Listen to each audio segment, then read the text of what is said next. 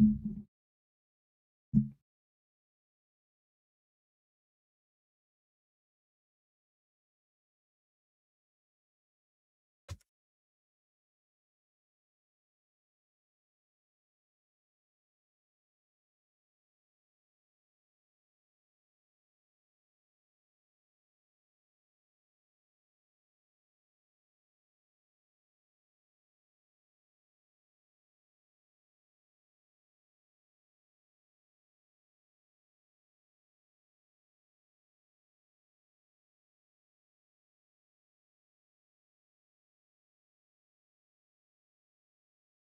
you alone. Leave you alone.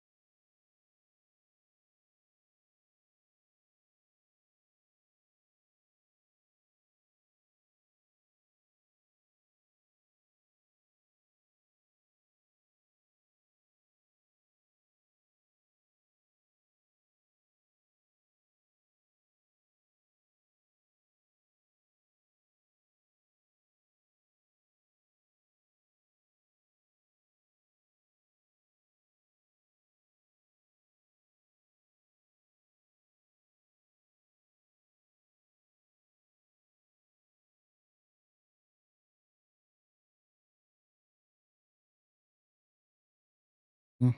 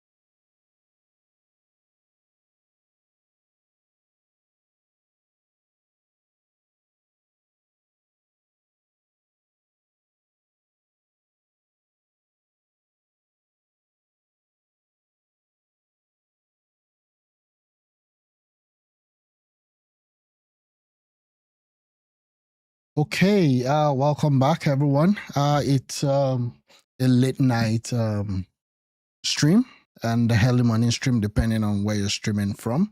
I just want to cover events that had happened today and possibly over. I came in very, very late today. I was listening to these guys, Symphonic, right? This is Asake. So it was some weeks ago, I believe it was in New York. And he held a concert there, and really the full album is out right now. If you look at his page, you know it was released 4 days ago, and this is almost wow 66. Okay, now that's getting interesting. Okay, total view as of now is 666,000. I guess I don't know what that is, but really, it's a very like it was really an interesting show. The whole thing, the orchestration, the conductors, the instrumentalists, it was really tight. So again, yeah, I was just enjoying it. That's one of the reasons that I'm actually starting this late. Hi, next lad, welcome to the show. And again, it's just what it is. But I want to start with events that have been happening around the world. The challenge that we have with terrorism is it's not just Nigeria, as it were. I think it's a global problem. and it's been a big issue. So let me just share this guy. Bondi Beach yesterday. So this is Pat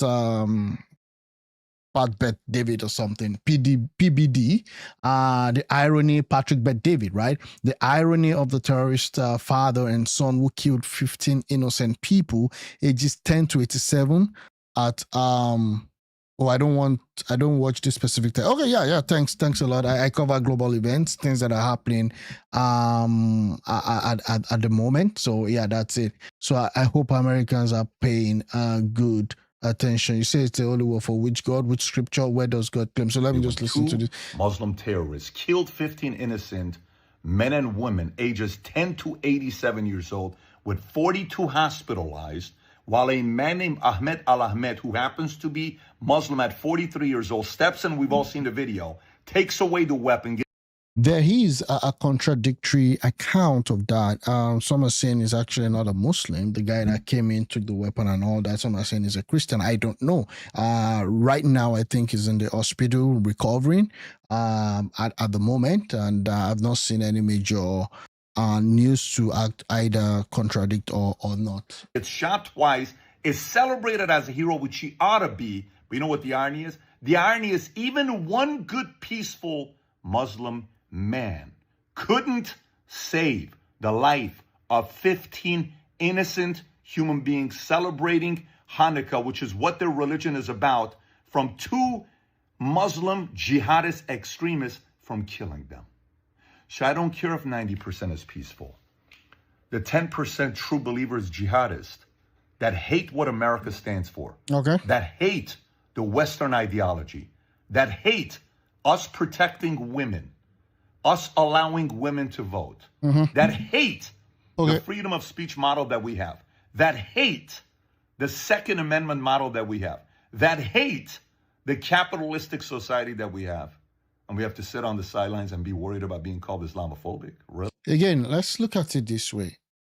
A vast majority of Muslims, are peaceful. You don't need 1%. Okay? You don't need 1%. You don't even need 2%. You don't even need 3%. 0.00001% is enough. Is enough to cause a lot of catastrophe. What an evil, vile enemy of prophet possesses. I don't know what this means. And that's the reality. If we really want to have peace, everybody, peaceful Muslims, Christians and all that, they need to stand against, terrorism. And it's not just a stand of say, oh, we don't want this. No, it has to be forceful. It has to be forceful. You have to demand that nothing of such happens. Okay? I lived in Iran for 11 years and I saw what this was all about. So this guy is an Iranian, like Iran is an Iranian. So again, a virgin cannot have a child, whatever. I don't know what you're talking about, okay? I'm not here to debate you guys. I read your comment, but I'm not here to debate you. What does that even mean? A virgin cannot have a child. Americans cannot see what's going on in Australia. Tragic event. Breaks my heart. There's a lot of Assyrians and Armenians who live in Australia, and I'm Assyrian and Armenian. There's a lot of people. A pastor, Bishop Marmari, got stabbed in the eye. A Syrian bishop who was very much needed, his voice during COVID, got stabbed in the eye by a Muslim boy at 19 years old. Here's a bishop that went to Gaza to pray for Gazan families. He went there with his church. A 19-year-old comes and stabs him in the eye. Again, I know the bishop is talking about. He does this, kind of a monologue where he preaches to people and he got stabbed. And at the end of the day, the guy came and said, "Oh, I forgive you, for doing that." He's a priest. He's a pastor. He should forgive, okay? But the government should go full force against whoever is sympathetic to terrorists. You don't negotiate with terrorists. I'm sorry. It's becoming, it's becoming a global menace.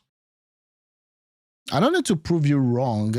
I don't know who you are. You just come on this show and then you're saying stuffs like that. I don't need to prove you wrong, okay? And he still forgave him because our religion of Christianity believes in that. Okay. We're supposed to sit in America, think it's okay with what's going on in Dearborn and Somalia, and Governor Tim Walz has the audacity to get up and say we're going to let even more Somalians in. Tim Walz is known. The guy is more like, if he's not the most retarded governor in the United States, I don't even know who is. The guy, I don't even know the qualification that the guy had that they made him the deputy, the vice for Kamala Harris. I mean, it takes one to actually choose one too. So again, that's that, but I don't want to delve into American politics today. I mean, the whole system is kind of just messed up. Again, people, no matter how you spin it here or there, it's just unfortunate. And that's why I'm starting with this. What is the definition of a terrorist? I get a bit confused. Oh, well,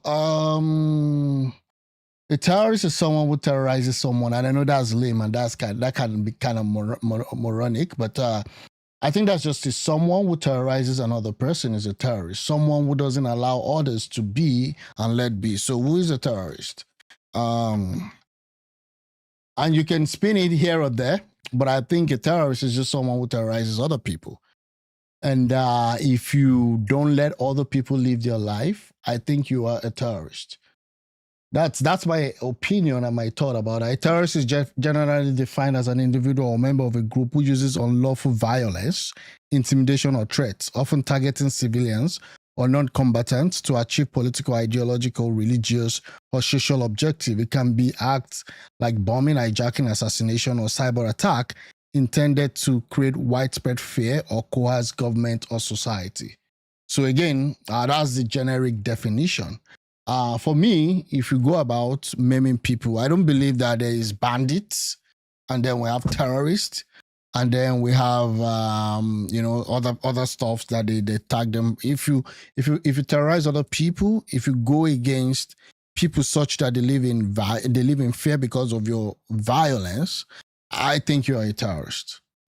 After $1.5 billion was stolen from taxpayers over there, really? We're supposed to sit on the silence and be vocal. Hi, Pamela. Welcome to the show. And not think it's a big deal. We're supposed to do that. I don't know about that. Listen, this is what matters to me. I love this country. Okay. I love America, and I fear the man upstairs more than anything else I fear in my life. More than anything else I fear in my life. The grace and the life he's blessed me with makes no sense. Every day I'm grateful for what happened. And I feel bad because those 15 who are no longer here with us, their kids will never hug them again. Okay. There are no more dinners. The family, the mom, dad, there are no more, hey, honey, no, gone. Gone. Why? Islamophobia. Don't criticize them. Again, it becomes something that, we just have to take responsibility. Okay, the reason I ask is because Margaret Thatcher called Mandela a terrorist when he was fighting racism. I think terrorist is a subjective term. Okay, yeah, I don't think Mandela is not a terrorist, okay? And if you go back to the time and when all that happened, definitely history has been written, and we know that Mandela was not a terrorist, and we know that those who actually orchestrated apartheid in South Africa, they were the terrorists at the time. Okay, so again, when you debate this, you have to debate that also in historical context. Mandela is an hero. I agree. But in the context of this discussion that we're having today, if you go to unalive someone in the name of religion, if you create violence in the name of religion, then it's actually terrorism. Yeah, it's actually terrorism. If you take people from Africa and you take them into ships and you take them as slave to the West, that's terrorism. It's like there's no two way about that. That's terrorism. If you go into a territory and you maim and you destroy people, it's terrorism.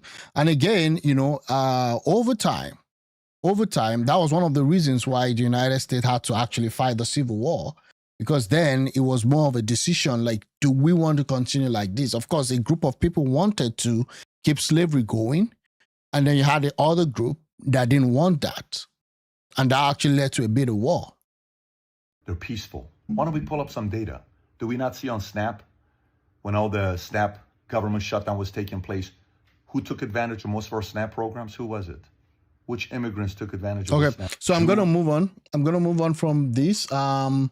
Yeah, so that's that about that. I just want to see. So this was what happened. Father heroically tackles gunman in Bondi Beach, Anuka shooting, and then you have that. So what happened? This happened in Australia. You had in Cindy Bondi Beach killing 15, including a 10-year-old girl, a rabbi in Australia, deadliest mass shooting in nearly 30 years. Police label it a terrorist attack tied to Islamic State, with one gunman killed and the other arrested despite prior intelligence scrutiny. Syria-born Muslim Al-Ahmed recovering from surgery and the praise from Premier Chris Minnis and Prime Minister Anthony Albanese as a hero who embodied national resilience amid grief and vows for unity.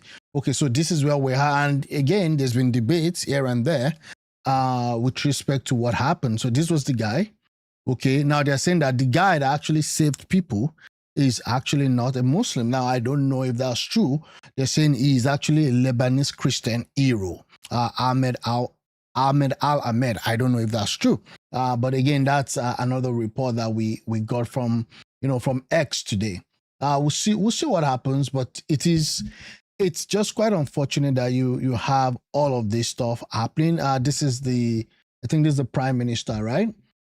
This is the Prime Minister visiting the guy. Think you your heart is strong. Think your courage is inspiring. Thank you very much. Very strong. We need to know what the Prime Minister is doing about this. I mean, this is a big problem. What are you doing about this heinous crime? Okay. And this is a mainstream media lied again. It turns out that the media got it wrong. The hero is not a Muslim. He's a Maronite Christian, an Asian Christian community from Lebanon that has followed Jesus Christ for centuries. Again, this is the event. You can see the guy rushing to tackle the guy. Oh! You see that? Tackled the guy, took the gun. And again, I just saw the thing, Muslim man. Just call him a man. But I could see the narrative here, right? I could see the narrative. I could see how they're kind of trying to shoot it out. Don't blame certain group because of this. Nobody's blaming certain group. I think we all should condemn terrorism. And we all should be firm about that. We all should be firm about terrorism, and that's it. So we have this. This was how it happened, and the guy was careful enough not to actually shoot the guy, the terrorist guy. You see that? It was actually even though there was imminent danger, to him. That was what happened. So that's the stuff. The shooter was half Indian, half Italian Muslim. Work that one out. Half Indian, half Italian Muslim. Wow. I didn't even know he had any Indian mix. And half Italian. Le mec est hyper courageux. Oh, the guy was really brave, though. Yeah, the guy was really brave. And unfortunately, 15 people are dead. Okay. Ahmed is a nightmare. Okay, Ahmed El-Ahmed is a nightmare of Zionist. The Muslim who saved countless Jews lives on Bondi Beach is this in the will of Zionist propaganda. They will spin this heroism of Muslim. Okay, now I think that's why you have to just wait. Okay, wait and let the whole news come out. But we'll see what happens. Do you know that 2 million Muslims live in the Zionist state of Israel as equal citizen? Do you understand? And you have a lot of Muslims in Israel. Because people are spinning this to be an Israeli, versus Palestinian thing. No. What is wrong is wrong. What is wrong is wrong. Mental people have guns. Yeah, but this person, Australia is not a country that really allows people to own gun anyhow. Because this didn't happen in the United States. This happened in Australia. Okay, so again, there's always the argument for or against, gun ownership, as it were. But again, that's that about that. This is it here, So now they're saying that he's actually a Christian.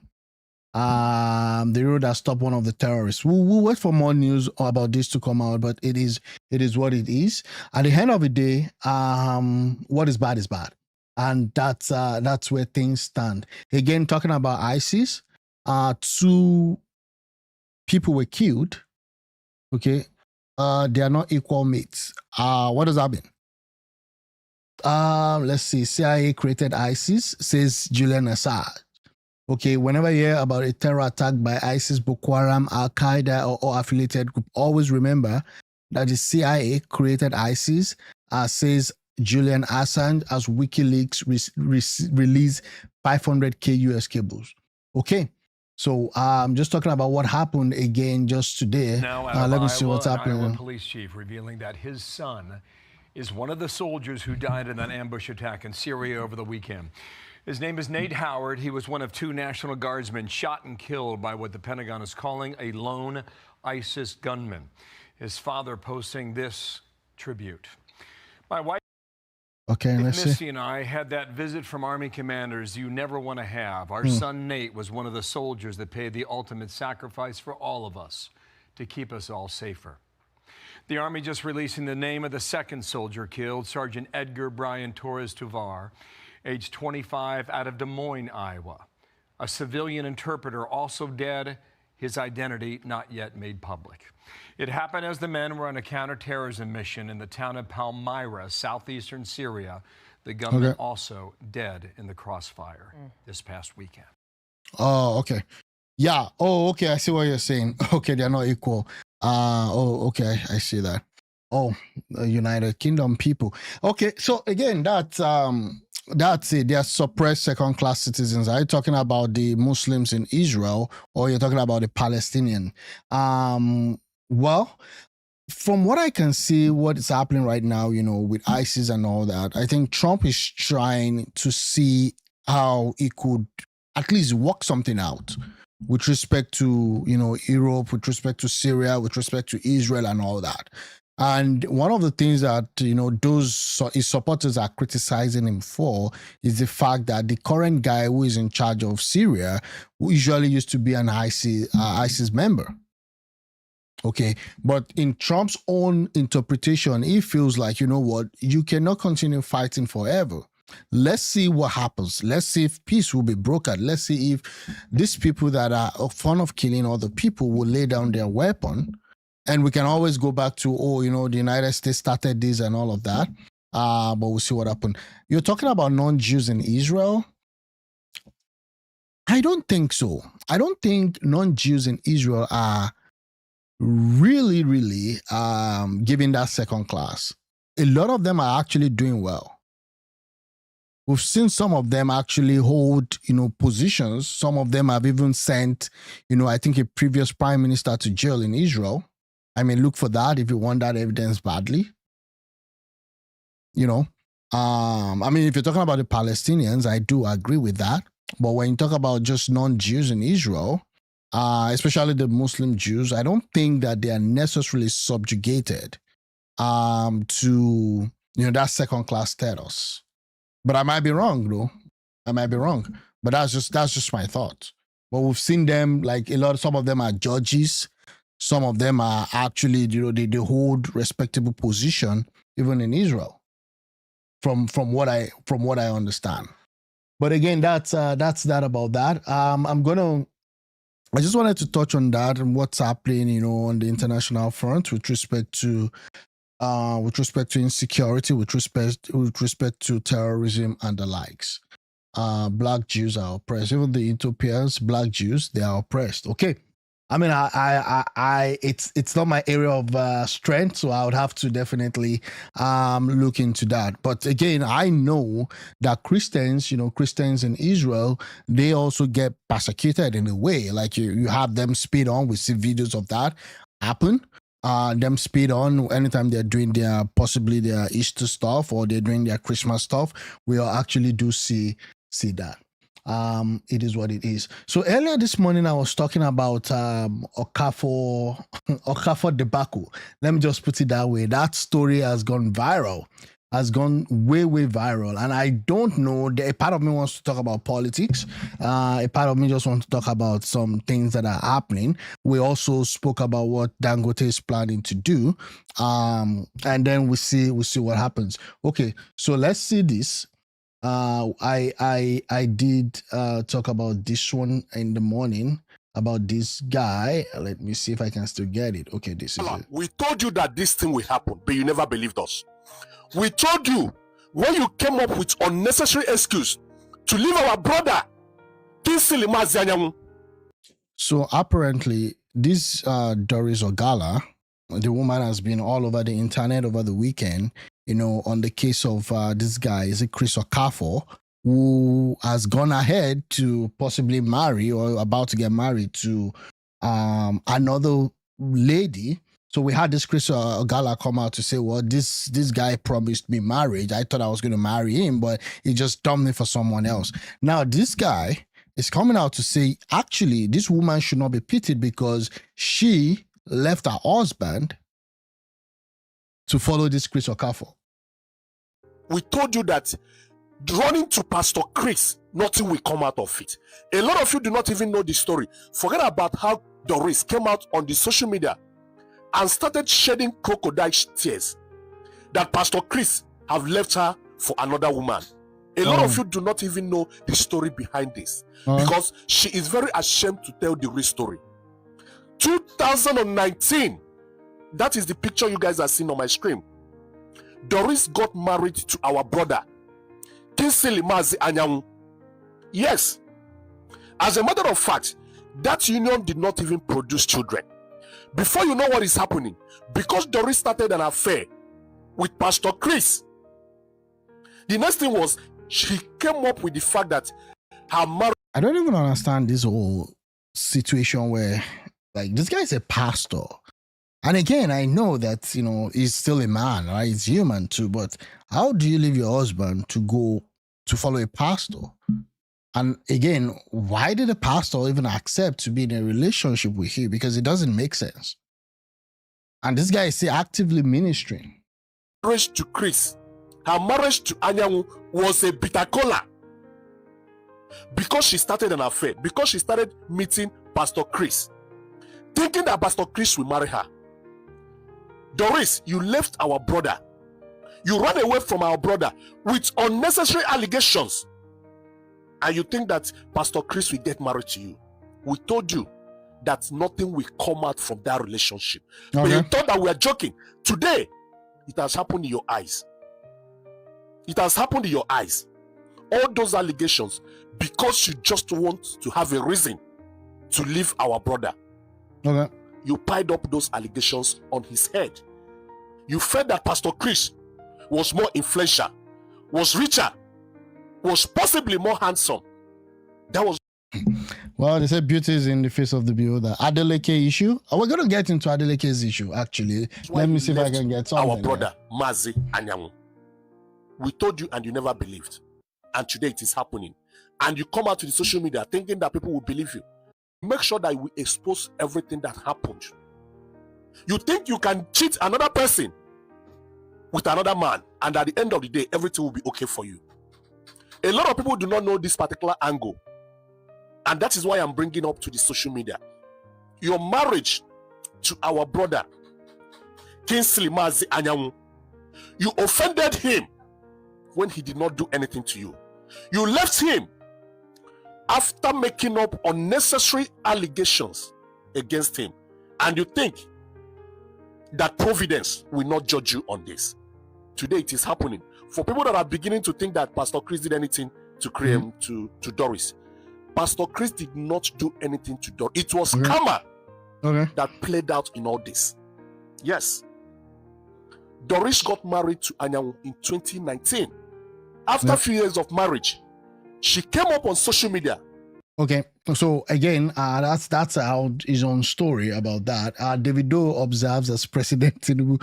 Whoever is asking the question about about Adeleke. Okay, you have Davido observes as President Tinubu declares the journey to reclaim Osun in 2026 has begun.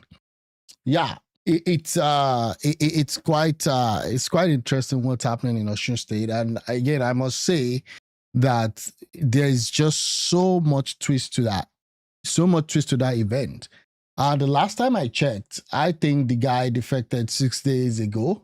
Okay, from what I'm seeing in here, and we'll see what happens. Ademola Adeleke wins Accord Party primary election with 145 votes. This is him here. I think he did declare that why I defected. Let me see what he has to say here. With less than 24 hours to the conduct of the Accord Party governorship primary election, Governor of Osun State, Ademola Adeleke, has announced his defection to the party.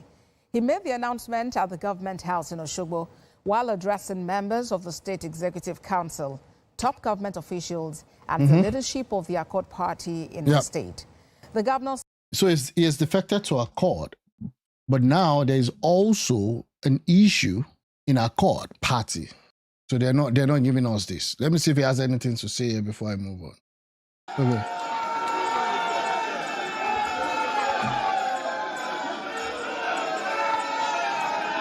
Okay, so this is him defecting, and that's not about that. So these are the timelines of events. Let me see if I can read.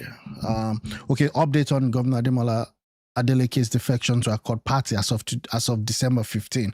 Osun State Governor Ademola Adeleke formally defected from PDP to Accord Party early December. So he actually resigned from PDP November 4.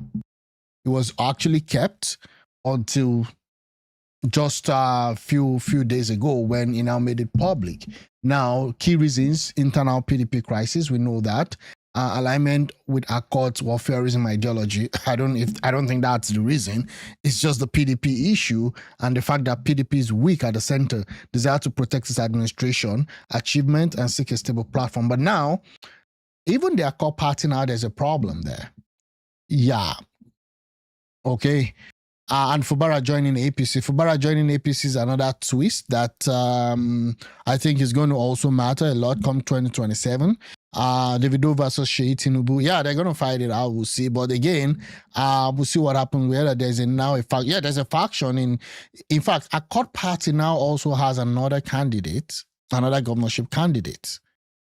Yeah, I don't think those boys will be at war, to be honest with you. Davido, all these children of politicians, even the politicians themselves. I mean, after the election, they kind of get to move together, move along, and they move on. It's only the supporters that always kind of tend to fight their way through. I mean, what are we talking about now? Like ADC is begging Obi to come on board, okay? But an average obedient and an average PDP guy, they're still digging it out. You understand? So these guys will always find a way to work around things, and they get themselves together, especially when they win the elections. You won't believe that you have Labour Party members in the Senate and in the National Assembly. Okay, so factional dispute. A faction led by former presidential candidate Chris Imumole criticized Adeleke entry as a backdoor move and declared it invalid. This is the same thing that they're accusing Atiku of for in ADC. The group held a parallel primaries on December 14 to 15, reportedly electing another member. Okay, claims of Clement Bamigbola winning with 1,732 votes versus Adeleke 241. This is a big problem. This is a big problem for our dancing governor, Adeleke. Because how do you claim that you are the bona fide member of the party with 241 votes and the other faction actually won with 1,732 votes? So most likely there's a possibility, okay, that they're going to reclaim Osun State for APC come 2027. Again, I still don't know how that would work, but there is a tendency that this guy might actually lose, because right now these Accord Party, I don't think they're that strong in Osun State. I say Okay, so yeah, that's where things stand. Okay, the main faction led by National Chairman Maxwell Budem disowned Imumole, calling his action illegal and APC sponsored. Yeah, I don't disagree. But they just called Adeleke and warned him not to go near Tinubu. Tinubu will finish you. That is why he didn't join APC. Yeah, but he didn't join APC. I know he was having meetings, series of meetings with Tinubu per se. But again, I think those in APC already told those at the federal level that there is actually no space, that him coming to APC would not change things for him. Unlike River State. Okay, unlike River State, where now they're like calling Fubara APC 001. So different dynamics are at play here. Okay, allegation of external interference. Supporters accuse APC of sponsoring the parallel primary and chaos to destabilize the opposition ahead of 2026. Oh, the election is actually 2026, okay? PDP described Adeleke as a victim of circumstance due to his own unresolved crisis, distinguishing it from other defections, e.g. River Governors Fubara to APC. Yeah, these are two major dynamics. Political implication for 2026 election, legal risk. The factional crisis could lead to court challenges over candidates' legitimacy. Yeah, again, I think what's happening right now, yeah, again, you could say it's Adeleke's cash versus freedom might. But I would also say that, at this point, would the Adeleke really want to do anything that would, and this is not right though, that would impact the other stuffs that the whole, conglomerate of Adeleke is achieving at the federal level? So I think at the end of the day, yeah, I mean, I don't think the guy is rich. Okay, the elder brother is rich, but I don't think they're going to risk it on Osun State elections. I don't think so. I don't think they're going to risk so much money on Osun State elections, and I might be wrong. And again, also knowing that, the Adeleke does not want to even cross Tinubu. So I think they're going to try. They're going to put a lot of money there, but I don't think they're going to want to put a fortune on the Osun State elections. And again, it's left for the people who see. Let's see how, let's see how he's able to also, control different areas and all that. But I'm not so sure, that this guy, even the election that brought him in as the governor, we knew how it all went. He didn't just become a governor on the first try. They had to do some kind of special election to get him in. Yeah, it says the local government stuff, but again, do you think him seizing the local government election has anything to do with Tinubu? Yeah, they did withhold that, but I don't think it has to do with Tinubu. I think the local, from what I read, let me see, I think the local government officials, or I think the local government guys are actually on strike. Let me see. Did Tinubu withheld?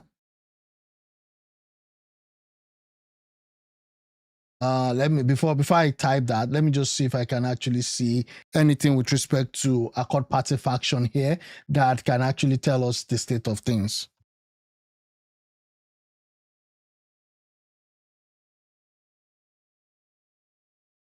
In Osun State. And again, I think this model is now kind of is now becoming something. Yes, it is. Bami Bola has emerged as the national factional governorship candidate of the Accord Party ahead of next year's governorship election in Osun State. Mr. Bami Bola emerged through a consensus at the party's primary election, which was attended by over 100 delegates. This is just as the state chairman of the Accord Party, Victor Akonde, reaffirms Governor Ademola Adeleke as the party's candidate. We'll have details in the following report. Delegates converged on Osogbo on Sunday morning I'm going to move on. Clement Bamigbola, an indigene of Agba, presented with the party's flag. Long story. We were four in number before 3 people stepped down, and I emerged as a consensus candidate for the party.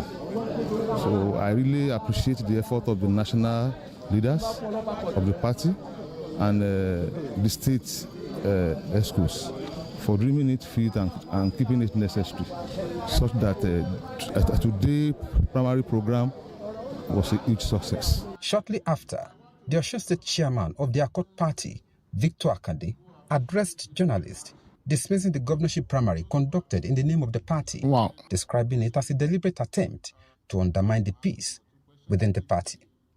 He reaffirmed that Governor Ademola Adeleke remains the duly nominated and legally recognized governorship candidate of Accord Party in Osun State. By virtue of Again, one of the things that I'm actually thinking is, do you think if Tinubu is desperate to steal Osun State, this is where it comes from? It's not from Lagos. Okay, yeah, I've had a lot of all those allegations that is actually from Osun State. But if he wants to actually win Osun at the presidency level, do you think? I think that would be easy, right? That would be easy, and maybe it's also a payback, because I remember that the last election, PDP was against PDP. Osun State didn't really flow to APC during the last election. So maybe it's a payback. Again, the dispute involved conflicting claims by the PDP elected officials following February 2025 elections under an APC-backed chairman from a prior 22 election, indicate that the federal government favors recognizing APC-aligned chairman, leading to the freeze as a means to pressure or enforce that position. Groups like, I think I agree with you at this point that, because the local government chairman, okay, no matter what happens, they should be given, whoever is actually there should have his allocation. Now, if you don't want to give the local government their allocation because there's a conflict, then why don't you just allow it to go to the state governor? At this point, at least before now, it used to go to the state government, pending when the whole issue is resolved. But again, this issue of having factions, I think is been a model that the APC has successfully used to destabilize all opposition party. There's a faction in ADC. There are factions in Labour Party, although they are settling their cases right now. And then we'll see what happens. Accord is the fallback party in the West. Ladoja used it. Yeah, I think I remember that Ladoja used it at some point. But again, we're going to see how this works, right? For what's it called now? For Ademola Adeleke. I will see how it. But it's going to be a full-fledged battle between them. Or should people are wiser and they will vote for me? Okay, we'll see how that works. With respect to Wike, I think Wike has come out to talk. I think he did talk after his birthday, and he was just saying that, I've been for Tinubu from day one. Most people that are now coming in, I've actually been for Tinubu from day one. So there's no issue there. I mean, that's his own point of view, but we'll see what happens. People are insinuating that with Fubara moving over to APC in River State at this point, that Wike's politics might be at a disadvantage. But we'll see what happens, though. Okay, this is just consign. It must go to the south. The other one, look at the election will solve our today everybody say, oh, we are supporting Tinubu.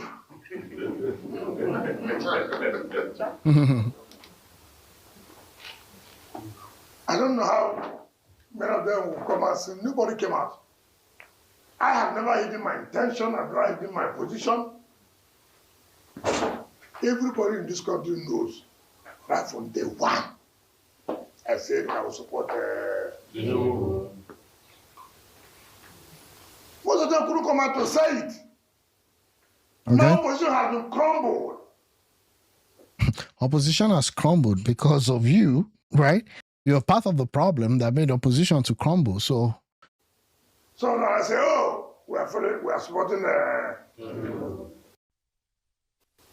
Okay, so that's his case. So he's still supporting Tinubu for 2027. What do you think is in control in Rivers, Wike or Fubara? No, I think it's Tinubu. Yeah, I think it's Tinubu. Tinubu got everything. He played both of them and got whatever he wanted. As we speak right now, I think with respect to the structure of the state and how powerful the governors are, I think Fubara might get an advantage if he runs the second term. And if he gets a second term, I think Fubara's goal will be to dismantle whatever is left of Wike. So right now, I think the thing is kind of tilting towards Fubara. From my own, I might be wrong, but from my own thoughts, from the way I'm looking at things, I think Fubara was gone. Okay, after all those guys, defected and then they came back and then it was almost going to be impeached. They went to court and all that. It was almost going to be impeached. Then Tinubu came in to save Fubara. And that's why Fubara has been, 100% carrying this thing on his head, and, but we'll see what happens. Now, Wike's future is kind of, I would say it's kind of, neither here or there right now. Now that PDP is technically, destroyed, I don't know what it stands to. I don't know how it plans to bring PDP back. Who is River State party leader? For APC, it is, I think Fubara is now like the leader of APC. Unfortunately or fortunately, I don't even know how that, automatically they've made him the leader of the APC. And I think all this is just towards 2027. And again, Wike will be supporting Tinubu come 2027. It's just only, how will I say? The only thing is now, I don't know how the state will go. Because APC still wants to win River State. So if Fubara runs on Rivers on APC's ticket, which I think would happen, they're just going to settle all these other guys. Is it Tonye Cole? They're going to settle all those guys. They'll just tell them that, see, this guy has to run because he's the governor. He's now the member of the party. APC now, owns River State. Funny how that works, So I think Wike might just, I don't know the deal that Wike is going to make. So Wike also has to tread with caution here because these people he's also dealing with, they're not angels. If you want to hit with the devil, you have to have a very long spoon. So again, we'll see what happens. But I think right now, the whole thing is now kind of, favoring Fubara, especially now that he has an express access to the president. And also the president saved him from impeachment. So he's going to see this as an opportunity to pay back. And the way the guy was singing on Your Monday We Shall Stand, you will say that, man, is it more than this? But again, that's that about that. Let me see if I have some other things to talk about. Yeah, okay. Predicted an accident and got it right. Let me see what this one has to say. Well, this man of God, he predicted the accident and got it right. Top man. Okay, let's see what else. Don't want to talk. Sherry, you what you know what thing? Oluwa fiyan. Me ba pray kan de pe ọmọ yẹn joko kí wọ́n orientate kan bá sọ̀rọ̀. Lójijì lẹ kàn gbọ́ ní pé ọmọ yẹn l'accident. Ṣé wá rí accident? No, the guy had an accident because he's a moron, right? He's a moron. That's why he had an accident. So it's not what it is. Harrison Ramnishu grid led to the death of 2 policemen. Let me listen to this one right now. Updates on Harrison Guamnishu. This Harrison guy is still in police custody as we speak, and I think people have already moved on. But there's been a lot of conflicting story with respect to his activities. We've seen him help rescue people. But also there's been claimed that he's actually been somewhat of a dubious character when it comes to personal dealings. To be honest with you, on this case, except there's a full investigation and there are, obvious reasons, I'll just kind of keep mute with respect to taking a side. Updates. Oh, this information when I want drop, so drop it now with the this one will shake police. Okay, let's see. The CP, another senior police officer, they will say, how did this information get to Abatobaze, the cracking balls? Updates on RC Guamishu. RC Guamishu will be charged. Okay. For conspiracy. Oh. To kidnapping. Wow. Okay. Unless police decide to collect block, maybe they will enter your accounts. They cost plenty money for them. They cost okay. We will pull out this money and grant you bail. Harris will come out. No. Make nobody pray for him. Because I know will come here and say, let's pray for him. No. Okay. Make nobody pray for him. Can you go straight to the story? The information where they reach me now. Like I say, Bush Radio, because I know they have. But it's at Cock. Okay.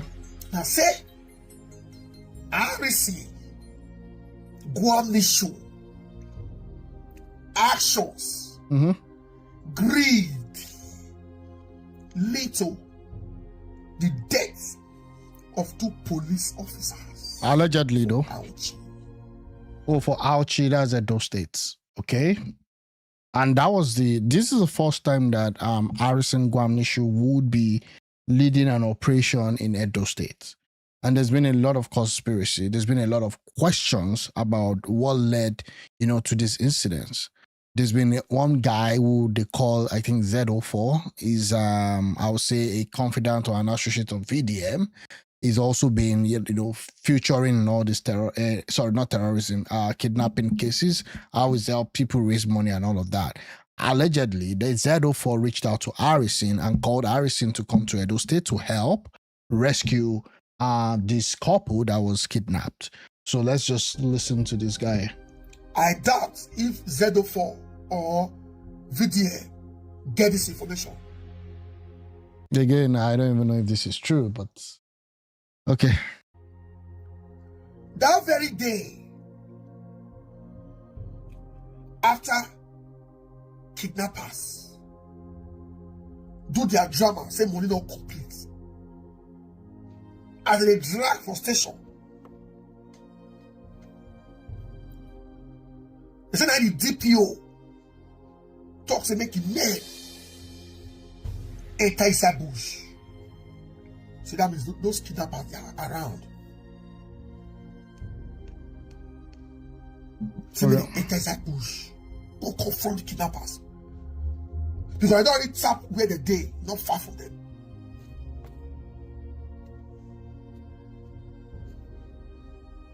As they go, also the way kidnappers they behave. This is okay. Let's see. I just wanted to. Okay. The people when they go collect ransom, different from the people when hold the victim. They said that kidnappers exchange gunfire with police. Allegedly, they say some kidnappers drop. We go collect the ransom. Oh, how? Again, this doesn't make sense. What's this guy talking about? Of course, when this operation is done, when kidnapping operation is done, you can't expect that the person collecting the ransom will be the person holding the hostage. Even if you watch normal film, you don't even need a little bit of knowledge to know that the person that handles the operation with respect to ransom is not the same person that handles the operation with respect to holding the victim. Number one, they have to be sure that the perimeter is safe. Number two is that they have to collect the money and be able to retreat to a safe location before they even release the victim, because the victim, that's why the person is kidnapped, okay? It doesn't make sense, but again, maybe for comedy, I'll just listen to this and then figure out if he's telling the truth or not. August story no enter nonsense. Hi, Nelson, welcome to the show. Now, what it lead to the transfer of that DPO? Not be just say because he released Harrison, make Harrison go come. Okay. As we speak, police, they lose 2 men for the matter. Okay. They say some kidnapper drop. Some coward. Why do policemen drop? I'm just trying to Google this to know if he's saying the truth. The CP Edo, make CP come out. Cut us now like they talk. I dare Edo CP to come out. Now they say, why you go do this kind of thing? They carry deployment, they go confront kidnappers like that. Right now, nobody don't hear from the kidnappers. Nobody don't hear from the lady husband. This guy. Okay. When that kidnappers come first, reach where the victim they drop her. It's a bad job with this. Believe this man at my own risk.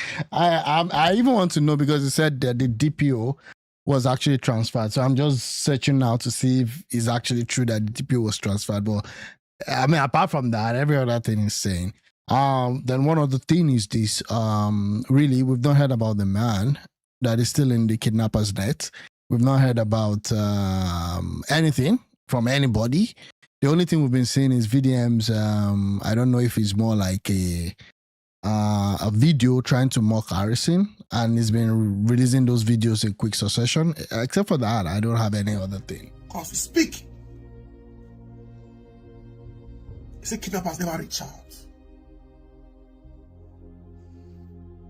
Yeah, the kidnappers won't reach out right now because I don't agree with the way the whole thing was handled.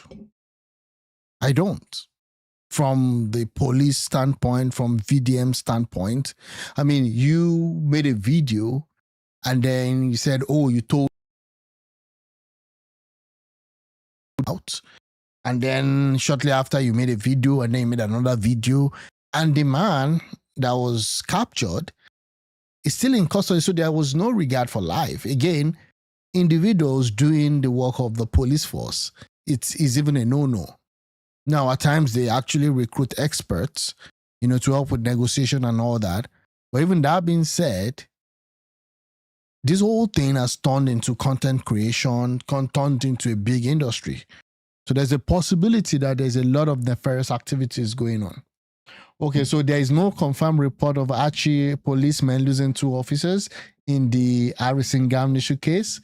The case is still based on what we've already known, the 5.4 million missing from the 20 million ransom.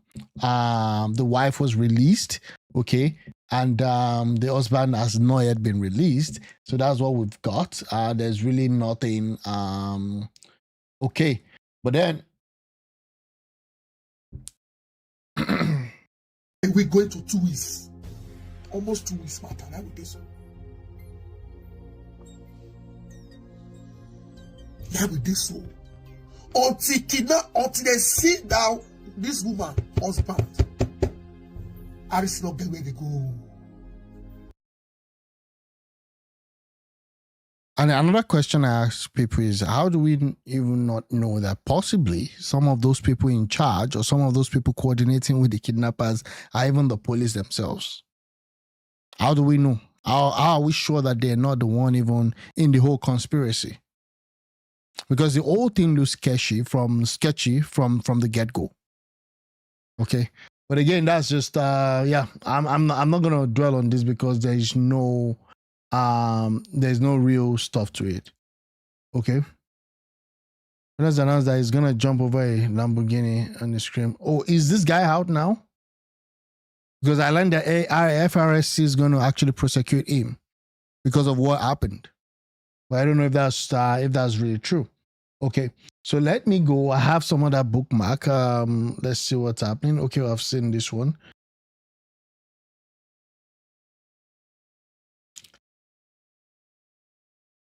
Senator Abaribe.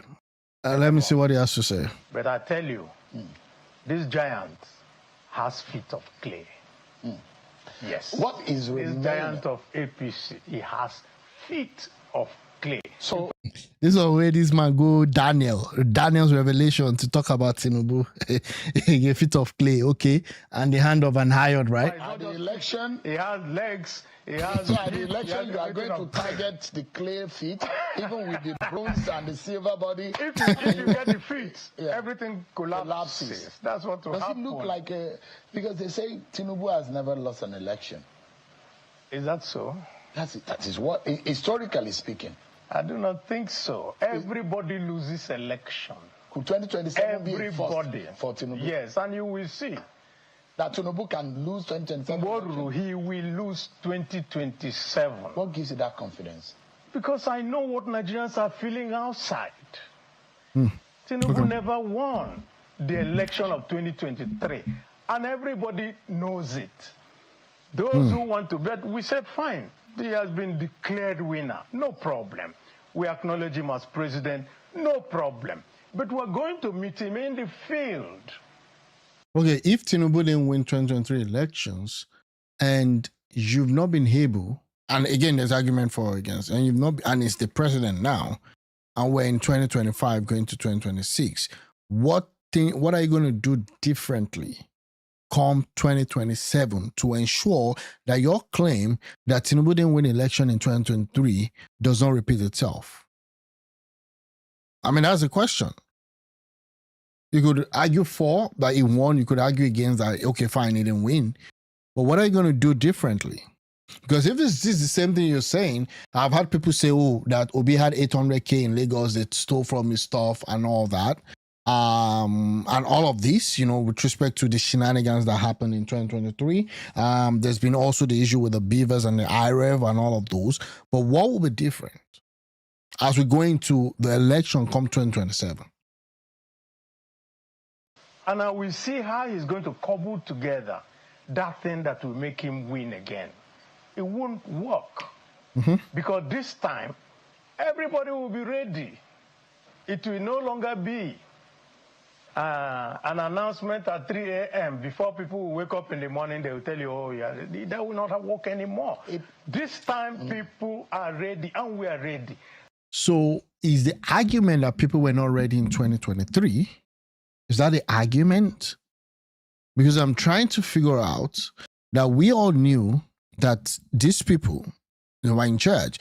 Again, there's a promise that they said, oh, this guy Yakubu Mahmoud promised them that he was going to, like, you're a politician. You're a PDP politician, I believe. How dare you rely on a promise of someone that you know he was politically appointed? And the masses outside are even more ready. If you do an election today, you know what it's going to cost. How would you deal with this? That is the problem. APC controls a quarter. Okay. Yeah, I might need to see the full this thing. Let me see if I can get the full stuff. I really want to listen to what he has to say. Is this Senator, what's it called again? Enyina Baribe, Abia South. Okay. Let me see if I can get that with Okimbaloye.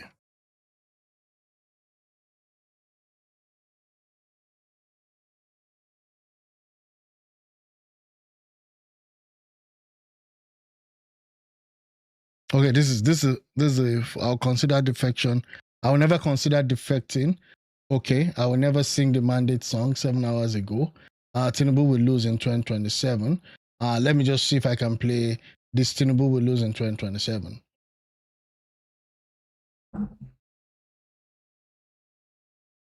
Because they say Tinubu has never lost an election. Okay. 2023.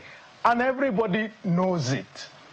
Those who want to bet, we said, fine. He has been declared winner. No problem. Okay, we'll listen to this one. It will not work anymore. This time, people are ready, and we are ready. Okay. And the masses outside are even more ready. If you do an election today, you know what it's going to cost. How would you deal with this? That is the problem. APC controls a quarter of the states in this country.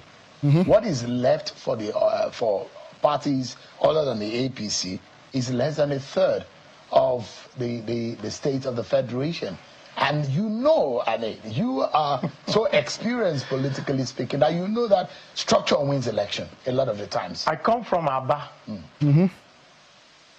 And I was discussing this particular thing of saying, APC has this government, that government. And people were a little worried. And I asked one of them a question. In fact, that question was asked by Governor Peter Obi. He asked someone, so this Abaribe here, will he go to Area Market and tell them to vote for Tinubu? He can't try it. Most of all these people who are telling you that they are following President Tinubu cannot go to their homes and say it. Okay. They can't. Why? I don't know. I don't know if that's true. We can see Fubara now shouting on your mandates. Okay. We saw the election, and you could say with that state level. We saw what happened with Abga in Anambra. And again, shortly after this guy won, he went back and said, you know what, we're going to align with the center. So, again, at the end of the day, you cannot still dismiss structure in Nigerian politics, where the country stands today, with the level of education of people, with the way people think in ethnic and in also religious lines. Because they're going to be stoned when they go to say such a thing. People are suffering. The suffering is monumental. We've never had this before. And not just the suffering, the whole economy is collapsed. The security is, you have not solved it. And where would you now get that vote from? I agree with the insecurity situation in Nigeria. I said it, that this security issue in Nigeria is Tinubu's major problem as we go into 2027. Is his major problem. I'll never consider defection to APC. Those who have said worse than this, they're now in APC. We saw Renu Omokri, and he's now an ambassador appointed by Tinubu. Let's see. Most of your colleagues, half of the senators, moved to one side of the divide. Well, I think the best person you should ask is Senator Fabio, the Senate President, because I think he made a statement on the floor of the Senate. Anytime there's a talk of defection, Senator Baribe frowns his face. That will tell you. If there's anybody that's going to defect to APC, I think I should be the very, very last one. Okay. By the time I will defect... From my experience lately, I can tell you for free that I've noticed President Tinubu popularity is growing. A lot more people are realizing what Tinubu is doing is yielding. Security-wise, I don't think is yielding results. Economy, in terms of the reforms, I think based on the numbers coming out, inflation is at 14% today. And if inflation is at 14%, mind you, that doesn't mean price is coming down. It's just telling you that price is moving up at a slower rate than it used to a year before. That is, if you bought something for 10,000, if it was 2,000, it moved to 10,000 last year. Now at 14%, it's now going to be 11,400. So that doesn't mean price is coming down, because I see a lot of people making that mistake that, inflation has come down to 14%. Why is price still up? Dude, price will still be up. Insecurity is the number one thing. In terms of economy, I'm saying for someone that got in and did declare on day one, that subsidy is gone because he believes that he knew what he was doing. Again, one of the things that I had against that is that subsidy should go, but there was there would have been no easy way out, get me right? But I also think that there could have been some things that should have been done before that. We saw that the fire brigade approach that they took after subsidy removal didn't really work well. Salaries were not increased on time. Number two, again, they started transferring money to individual accounts to help people, to taper the effect of the crisis as a result of that. But that being said, there's been a lot of, things that have happened after that. The reserve has gone up. The stock market, for the first time, has actually hit multiple highs. And if you're investing in Nigeria, you're going to know that. So again, in terms of economy, fine. But in terms of security, I still don't understand how Tinubu allowed the Southeast security architecture to decay to the level where it is today. I still don't, I'm still looking for an explanation. And I don't want the explanation of, Nnamdi Kanu is the bad guy. No. Nnamdi Kanu has been in prison for God knows how long. So how come Nnamdi Kanu was in prison before you got in, but then the security situation in South is deteriorated, and it was like the governors were not even doing anything about it? Okay, that's one. Then secondly, also the approach on security. I hope what happens. Yeah, prices are dropping also. That's a reality for me. A friend of mine called me today and told me that his dad was actually saying that price of start as beginning to drop in Nigeria. No, I was just explaining based on the percentage. Muslims, who is this? Okay. Yeah, so again, that's that about that. But I get where you're coming from. Yeah. Parties in Nigeria. It will be a last option. It will be that there will be no party at all, including APC. Which means you will never consider it. No, never. Why that? Some of your friends, Ojus or Kalu, your very good brother, they are in the APC. He's one of the champions of the APC in the Southeast. Well, I guess you have never asked them what their experience in APC is. But, I have a very simple theory about defection. I think it's very good for us in the opposition that the defection is happening. Why? I don't understand how this guy would say defection, people leaving your party because of the chaos, is a good thing. And this is a delusion that PDP has struggled since 2015 to understand that they are the opposition. They've struggled to understand that they are actually the opposition. And they've not been able to make their case to the Nigerian people that the people should trust them again. In fact, when it comes here to say, possibly Tinubu didn't win in 2023, I believe he's not talking about Atiku winning. I think he's thinking that Peter Obi won. PDP is part of the problem, unfortunately. Subsidy was removed in 2022 when the PIA was enacted by Buhari administration. There was no budgetary provision for it beyond May 2023. President Tinubu only stated what many Nigerians overlooked. To be honest with you, the excuse that subsidy was removed in the budget was just a way for the Tinubu administration to save face. Because we all know that at points where they've even removed that, they will always go back to say, okay, fine, we're going to do like an additional budgetary stuff. There's always been stuff that, they can do. So I think Tinubu wanted to remove that subsidy. And rightly so, that he did. I don't have any issue with him removing the subsidy. I just felt that there were some things that should have been put in place earlier, or possibly after he had removed it, that there were some things that he should have actually done faster, that he didn't do. But again, subsidy removal, yes, that subsidy was actually meant to go at that time. Because we were living on borrowed times. So yeah, but yeah, he stated it again. There's been a lot of workaround.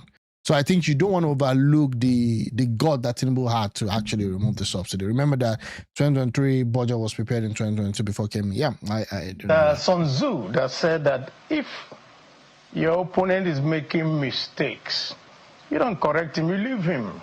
All that APC is doing is that it continues to absorb all the problems it's going to face. They are right inside them now. Ask yourself, in all the states where there are defections, what is going on there? See, again, this guy doesn't really get it.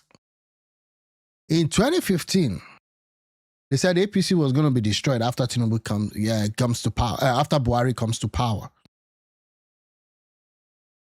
Okay. That was what they said in 2015. Oh, in fact, Femi Fani-Kayode wrote a long page, start talking about this and that. Oh, these are fellowship of strange bedfellows. Come 2015, rightly so, they're going to disband the whole thing. They just want to use Tinubu to get Buhari to power. After 2015, Tinubu will be no more, blah, blah, blah, blah, blah, blah, blah. That was what they said in 2015. And in fact, Femi Fani-Kayode, the same one that is now an ambassador or that they've appointed to be an ambassador, said that Tinubu doesn't know the Hausa man. The Hausa man will never give him power. They will just use him because that's their ideology. Rightly so, there were moves to make sure that Tinubu does not emerge as the flag bearer in 2023. I would not deny that. But at the end of the day, it also takes people to sit down and look beyond today. What Tinubu is doing, okay, and this is one of the things that I said, Tinubu sees everything through the lens of politics. Immediately he got in, he was really, really concerned about 2027. Because a lot of his policies, number one, removal of subsidy is not a popular. People don't want to go through that. He's trying to save face, right? So he knew that that would not work. The tax reforms, the Arewa people don't even like it. The one that I said, okay, VAT this, VAT that, VAT should be paid based on derivation. It got a lot of pushback from the North. A lot of stuff like that. Then some other things when it comes to national stuff that it's only the North. Okay, fine. You have to build all this other stuff. Law school has to be in all the 6 geopolitical zones and all that. So what he needed to do, from what I think, is he was now interested to actually come in and consolidate power. So what Tinubu has been doing has been the consolidation of power. What I fault Tinubu on is the fact that he didn't give priority to security. He didn't give priority to security. And people were dying. Innocent people. People that nobody even cared about. And nobody didn't care about from far Nigeria. And at some point, it got to the attention of Trump. And then he started doing, the last minute approach. So a governor defects, he had opposition, APC members who were there, who fought against him, who worked for President Tinubu. Then all of a sudden, the same governor defects, you hand over the party to him. What now happens to all those people? So there's a lot of my friends who are out there who fought for Tinubu who don't know where they are today. With the defection of the governors, with the defection of all the people. Of course, all the people who are defecting, they've told us that they were promised automatic tickets. So if I was... Don't you want an automatic ticket? Me? I don't want automatic ticket. I've never had automatic ticket. I've always fought for a ticket. In all the parties I have done election in. You have also defected. You've moved from PDP. Defection. I never defected. I exited. Exited once it was impossible to stay within the confines of that party. So you exited. Okay. Truth be told, no party has been able to manage post-election crisis more than Tinubu has done with APC so far. Other parties would have internal crisis immediately after winning due to greed. Yeah, truth be told, has Tinubu's government brought cohesion or divided Nigeria more or not?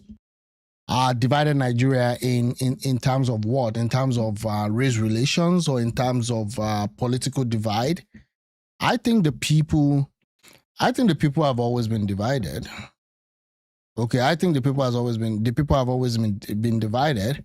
With respect to Tinubu's government and division, I think what the Tinubu government did, or the Tinubu's election did in 2023, was just to now bring that division, to the forefront with the advent of also X and Twitter. I can tell you that what we're seeing happen today has always been there. What just happened was just that it got aggravated post 2023. Regret leaving the PDP. How? I won election against PDP. With the circumstance. I left and won election against PDP. What I regret today is just that PDP used to be a model and has over the years, I don't know what you would call it today. Yeah, again, it's just unfortunate that PDP had that opportunity, okay, to remake the whole story. The failure of PDP was what actually brought in APC to power. And APC also, for the first 8 years of APC, it was APC made Nigeria go back. APC became a major problem for the first 8 years, those Buhari years.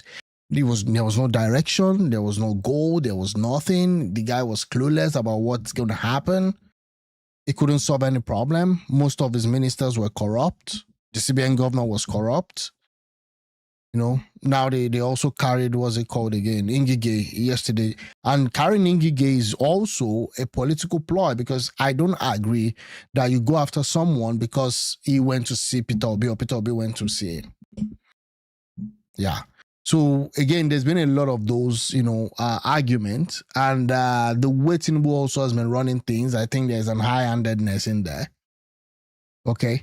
I mean, one of the things that came as a surprise to me was the fact that he was telling his guys that, you know what, I tell you to take police off all these VIPs, but if anybody wants an approval, you have to see me. I'm like, the president to be meeting you for if someone wants a VIP protection.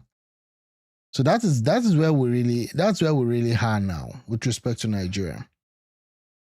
But it is what it is. Let me see. So again, the divided state of Nigeria, I agree with you. It's been really bad, but we'll see what happens. Yeah, I've seen this one.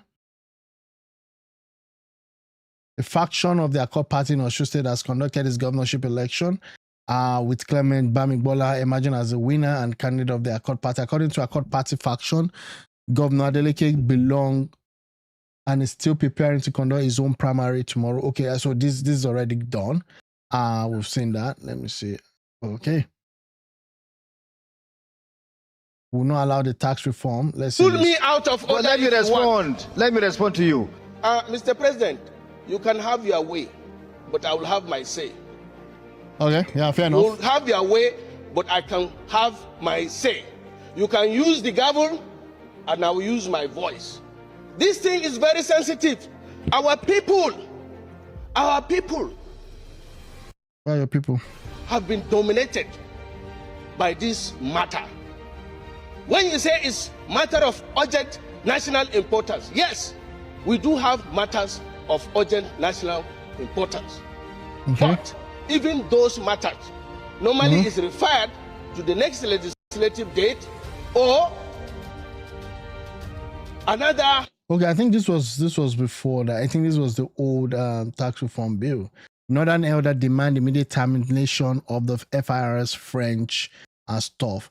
Yeah, I saw this thing, and on this side, I think I would side with that. I don't understand why France need to sign anything with Nigeria. I don't know why. I don't know why we have to go to France to help us with the collection of taxes. The Northern Elder Forum on Sunday called for immediate termination of the Memorandum of Understanding signed between the Federal Inland Revenue Service and the French Tax Authority. The forum warned that the agreement poses a grave threat to Nigerian economic sovereignty and national security. I do agree. I actually do agree with that. Is running Nigeria as if it is Lagos. That I agree with you. And his high-handedness is second to none. Yeah, I mean, I think a leopard can change his skins. So his skin. So that's really what's happening. He runs the thing, he runs the thing as if it's his private stuff. Again, looking at the way Nigeria is, and there's been a lot of accusation on that one, which I do agree. Even he's in charge of what's happening in Lagos still. I'm very sorry that, Nigeria, because many are disgusted about kings, not elected people. Yeah, Tinubu is loyal to France, and the earlier we know this, the better. Yeah, I did mention that yesterday that the guy has been to France, God knows how many times since he became president, and he hasn't been to the United States once. I kind of agree, Trump may be obnoxious at times, but you've not been to the United States once, and you've been to France multiple times. What's that all about? Okay, yeah, that's that about that. Let me see. Let me just see if there is anything. What's this? I earn more than my husband. So I earn 100,000. How much am I supposed to be giving my husband? Thank you very much for that question. You are a salary earner. You earn more than your husband. You earn 100K every month. Your husband earns 80K every month. As a virtuous wife, all your salary belongs to your husband. Ladies in the house, is that true? As a virtuous, the moment, see, your salary account should be your husband's account. Change your salary account to your husband's account. Your husband should be the one receiving your salary. See, your husband, you are your husband's property. You don't know? Don't try it again, madam. The person that asked that question, don't try it again. Is this a skit or is for real? Next time, it's not 50-50. You don't give your husband 50%. You give your husband 100% of that money. It's your husband that will not decide to give you if he will give you. Like me, I receive 200K in a month. I don't touch from that money until my husband insists me of touching it. This my salary account is my husband's account. Whenever they want to pay me salary, my husband receives it. It's my husband that receives my salary. Okay. I don't know if this is real. Make person help me catch this mommy view before she enters stream. What's it be this, I beg? Mommy G do you so? Yeah, I mean just this guy's one of the top guys in Abeokuta. His name is Ajani Jasper, senior brother to Dele Fighterin. Jaya Abeokuta. He claimed he wants slap K1. I don't even know how true this is. What's this? Did you hear the story of K1 trying to also say he has a right to the throne of Awujale?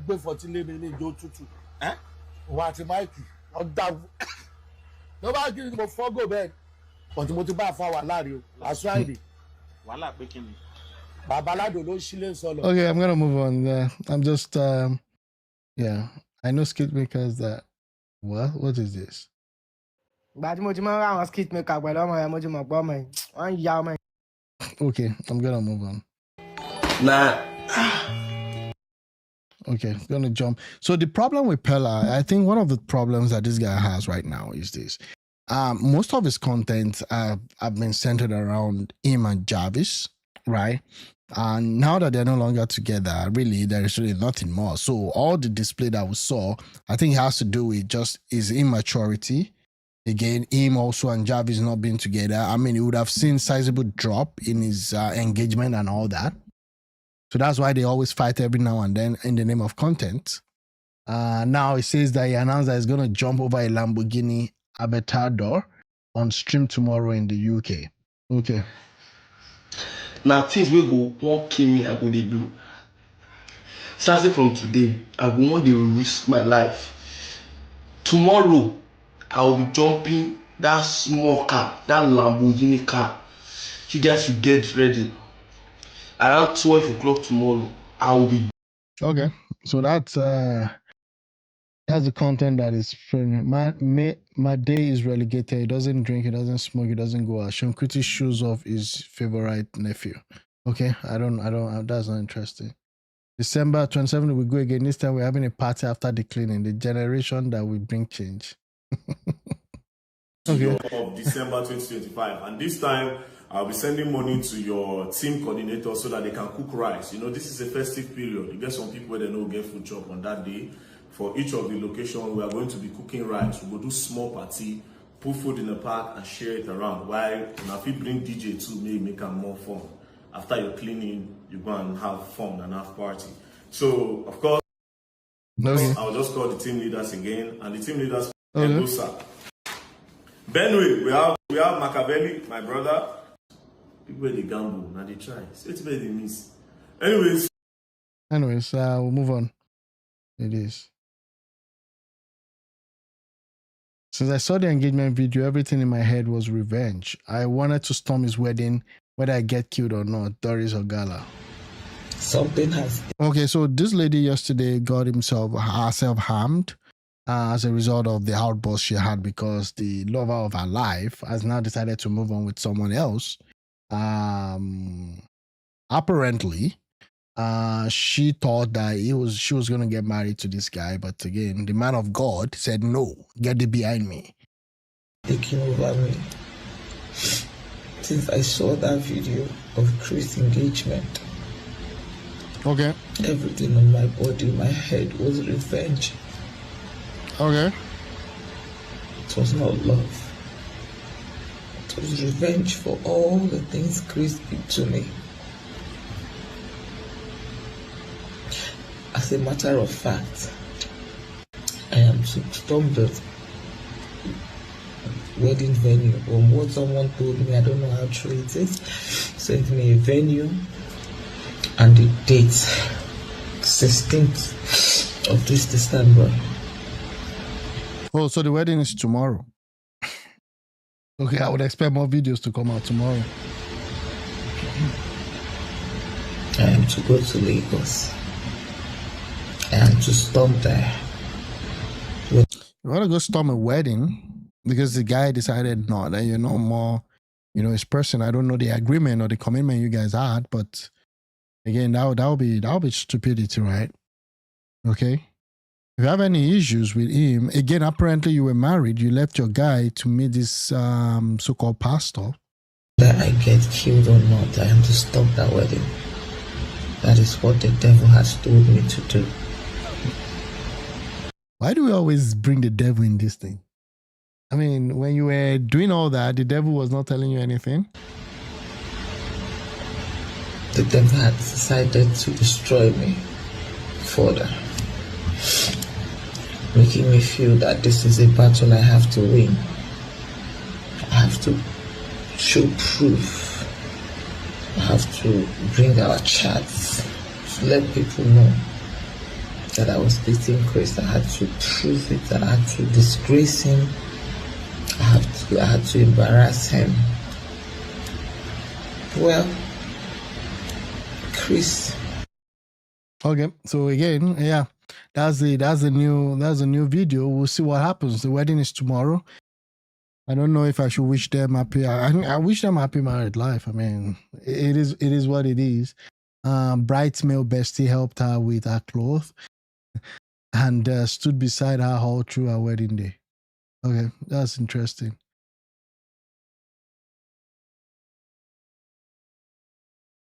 Yeah. I spoke with sources inside Burkina Faso who said the Nigerian C-130 plane was sighted at their airport and that 11 Nigerian soldiers had been moved to a prison facility. I need to know what's happening with respect to these guys that were captured or arrested. Nigerian soldiers arrested at the airport inside Burkina Faso. Let's see. C-130 cargo plane that was seized in Burkina Faso is still stuck there. In fact, there is a Burkinabe, a citizen of Burkina Faso, that actually came into my DM and confirmed to me that he actually saw the plane at the airport. See, now that is why there is a lot of trust issues between the citizens and the government. According to some sources, the 11 soldiers have been moved to a prison facility and they have been detained. Wow. Awaiting trial for terrorism. Now, that has not been substantiated yet, so you can take that with a grain of salt. So what are the options that Nigeria has on the table? Now, the options of Nigeria is limited. For me, I would prefer them to still take on the diplomatic route, which they are already doing. According to the Ministry of Foreign Affairs of Nigeria, they are still pushing through the diplomatic means to see that they can secure the release of the C-130 and the soldiers. So the question is, why is Burkina Faso being stubborn? Why is Burkina Faso being adamant towards this whole? Well, again, I thought they said that they were already having a diplomatic talk and all that with respect to what is happening. But they're still holding the soldiers, unfortunately. And they're saying that Burkina Faso's court is preparing to decide the fate of 11 Nigerian soldiers who could face life imprisonment if found guilty of serious charges. President Ibrahim Traore's government is closely monitoring the situation, given its significance for national security and regional relations. The soldiers were detained amid concerns about their activities in Burkina Faso. Many people are watching the case, hoping for a fair trial as the court weighs the evidence against them. The outcome may impact the relationship between Burkina Faso and Nigeria. Burkina Faso's court is preparing. That's where things stands right now. It seems that it seems that the official explanation of just a stopover, emergency stopover, didn't fly with this guy. And of course, this guy has the backing of Russia. So that might actually, there might be a conflict at our own region, back in West Africa. Me, for one, I thought this would have been over by now. Now, the truth is, Burkina Faso doesn't see Nigeria as a friendly state. And reason being, they just escaped from the clutches of France. All of a sudden, Nigeria is embracing France. So you can term it as the friend of my enemy is also my enemy. Yeah, I agree. And we all know that Burkina Faso has the backing of Russia. Yep. And Nigeria has the backing of France, and France and Russia are virtually enemies at this point. So yes, behind the scene, there are world powers that are pulling strings. So, but my advice to Burkina Faso is to exercise maximum restraint. In my first video, I told you that. Yeah, and I kind of agree with this guy because, again, if you want to go the way you're a dictator, bro, okay, we'll see how that works. But that being said, also, I think they should allow this small country to decide its fate, and then see what happens with that. Again, at this point in time, instead of fighting with each other, this whole country, Nigeria, is besieged by insurrection and terrorism. Okay, so I think that the focus should be on the security issue that Nigeria is facing. Instead of just sending your soldiers to Benin Republic, you should actually focus on your country, build your country, and then see how things will work. Okay, but that's that. With respect to that, let's see. Between Nigeria and Israel, at the end of Tinubu's administration, Nigeria deserve a certificate of survival and endurance.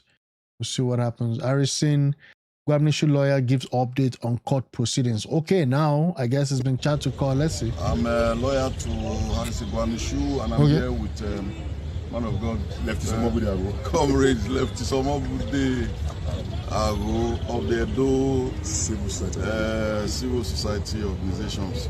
So we are here in the High Court of Justice in Edo State, as you can see in the background. This is the court, and just to update everyone who has been making inquiries about the Harrison Gwamnishu case. Okay. Just to say that today is the 15th of December and the 2025. Now we know it's motion for Harrison's bail has been filed, and the date has been fixed for Friday the 19th.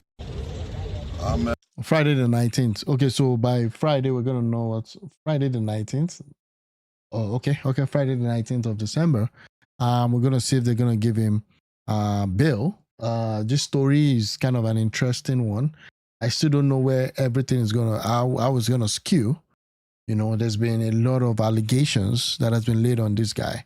So this story is with respect to Gwamnishu Harrison, the guy that flew to Edo State or traveled to Edo State to help rescue the kidnapped victims.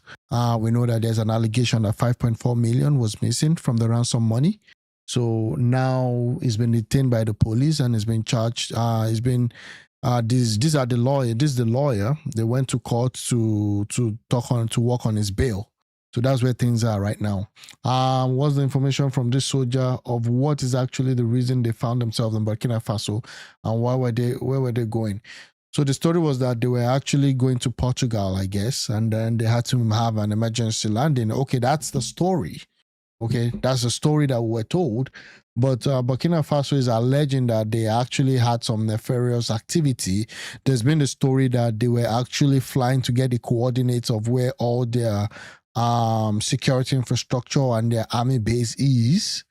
Okay, that's the story. But I don't buy that they actually traveled in to spy on Burkina Faso's security architecture or military strength and all that. But we'll see what happens. The official explanation has been that they had to have an emergency landing. The 11 soldiers are now kind of, held. We'll see what happens. Okay. So just going through major stories or things that, happened before. Bola Tinubu of Nigeria, Africans are watching you play the traitor of Africa. We're all watching you send your jet to Burkina Faso, a country that has been stabilized that has been destabilized or also whatever I should say. Let me see. Bola Tinubu of Nigeria, Africans are watching you play the traitor of Africa. We are all watching you send your jets to Burkina Faso, a country that has been stabilized by the king of Africa. We are watching you as you thwart the coup of liberation for the people of Benin. You, Tinubu, are working with the country that has basically meant that people, black Africans and black people of Haiti will never ever find freedom. And you, Bola Tinubu, whatever your name is, you are working with a colonizer. We have seen that African lives do not matter. And France has basically been pivotal to the torture and mass unaliving of Africans. Again, I think Tinubu should also kind of, tread with caution. Okay? Yeah, especially when it comes to external affairs. Okay, you cannot be, be seen as the lapdog of a foreign Western country, especially when you know that these countries that you recently had military coups, when you see that they actually have suffered greatly, from neocolonialism. So again, I don't think Tinubu cares actually. Yeah, I don't think Tinubu cares. I'll still tell you more story about risky being a middleman is when negotiating with kidnapper. Harrison deserves freedom. Nigeria, please. Harrison deserves freedom. Sorry about that. Never please. Nigeria expecting to be rewarded by them in the future. Always expect the best by God. Harrison Guamnishu. Do the ones you can and leave the rest to God. One man, whether they call George Lekwa, a barrister, a known barrister in Lagos State, the kidnapper for Abia State. Go ask. People will not go comment for this thing. George Lekwa, the kidnapper, some years ago, I enter inside when they say they bring the ransom, the money. The church people give me 7 million naira. After they discuss. Now church discuss. Fear they catch church to go because the police people were there for about they say inside that borough pit, inside Bougia, the boys they kiki. They carry the 7 million rich, give me, call me. I from here, enter motor, reach Aba, they direct me, make I come Obibo, I stop Obibo. They direct me, make I come Asa, I stop Asa. Then they turn me around. I come Oshishoma, come to place. And this is where they talk, they happen around 10, 11. Then they turn me till it reach 10 minutes to 12 before they direct me where they did. Make I go to place, make I see Okadama stop. I park car for filling station. May I tell them a small story. Wow. They say make I cross. My mind, I know say somebody when they direct me, they see me. I cross. He say yes, saying they see me, no let me follow. I enter, they say I enter back, talk to back person. I talk to back person, see community where they go. The back man say, hey, dear foul, if I would do I don't know what he say that place for I would do and charge me 4,000 that night. They carry me inside there. Reach where road and the farm road. The man point. They say, I give the man phone. I give the man phone. The man point, make I enter this bush. By then, after 12, let me enter inside Boro Pit. Go verify. Police van, they wait me for express Aba. Only me enter inside bush, inside Boro Pit, reach there. I reach one junction, 2 road. They tell me, make I go right, I go. I reach one place again, road go. Again, talking about kidnapping in Abia State, at least I'm very well aware of that because at some point in the early 2010, 2011, 2012, I believe, Aba was a very hot zone for kidnapping. So what you're seeing happening all around the country right now, there was a time in Aba that it was really bad. If you're working in a bank in Abad at that period, you don't carry your official car if you have any. You don't even go with a luxury car. Most of the people in the bank, they just go in with short knicker to the bank. Everybody was behaving like a student because these guys, he was that bad. There was a time where you have all these banks, there was a time that all of these kidnappers and robbers, they robbed the bank. They would even send letters to them. Yeah, that happened for a longer time until at some point, I think there was a decisive decision to go after the kidnappers. Bush road, then they whole touch. They say enter. Only me enter there, reach Boro Pit. 6 small boys, they reach 30, all of them whole color. They come ahead with some of them, I'm like, hey. Now I tell them, hey, come on, come. To report me, I say, hey, I'll be on Oga. No point me gone. They say, which Oga be? I say, I'll be on Oga, no point your Oga gone. They say, Oye Kebo. I introduce myself, tell them who I be. They say, no, come, no go see Oga. We go reach Oga, I tell the Oga who I be. Open my phone, show Oga myself. When I dey click, when I dey river, I show the Oga. They just say, Onye why, Oyishi, Oyishi. Okay. I say, Oyishi. He said, DI, they praise me, talk, me and them talk. I beg them.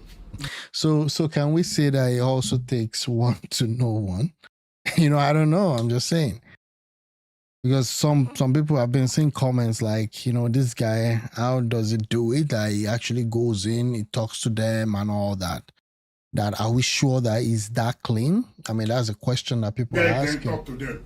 They carry me show for corner for Bolo Pit. And they hear fly, they do, that night, they put touch, see dead body food here. I talk to them. Out of 7 million, I carry go. Well, how much I give them? 500,000. I carry 6.5, put for bag, come back. I give them 500,000, beg them. Then I turn to my friend. Oyishi, wake up. Onye White, wake up.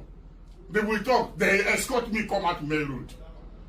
The next morning, I call people will send me 6.5 will be for my hand because na church money. If say no be church money, I will take them.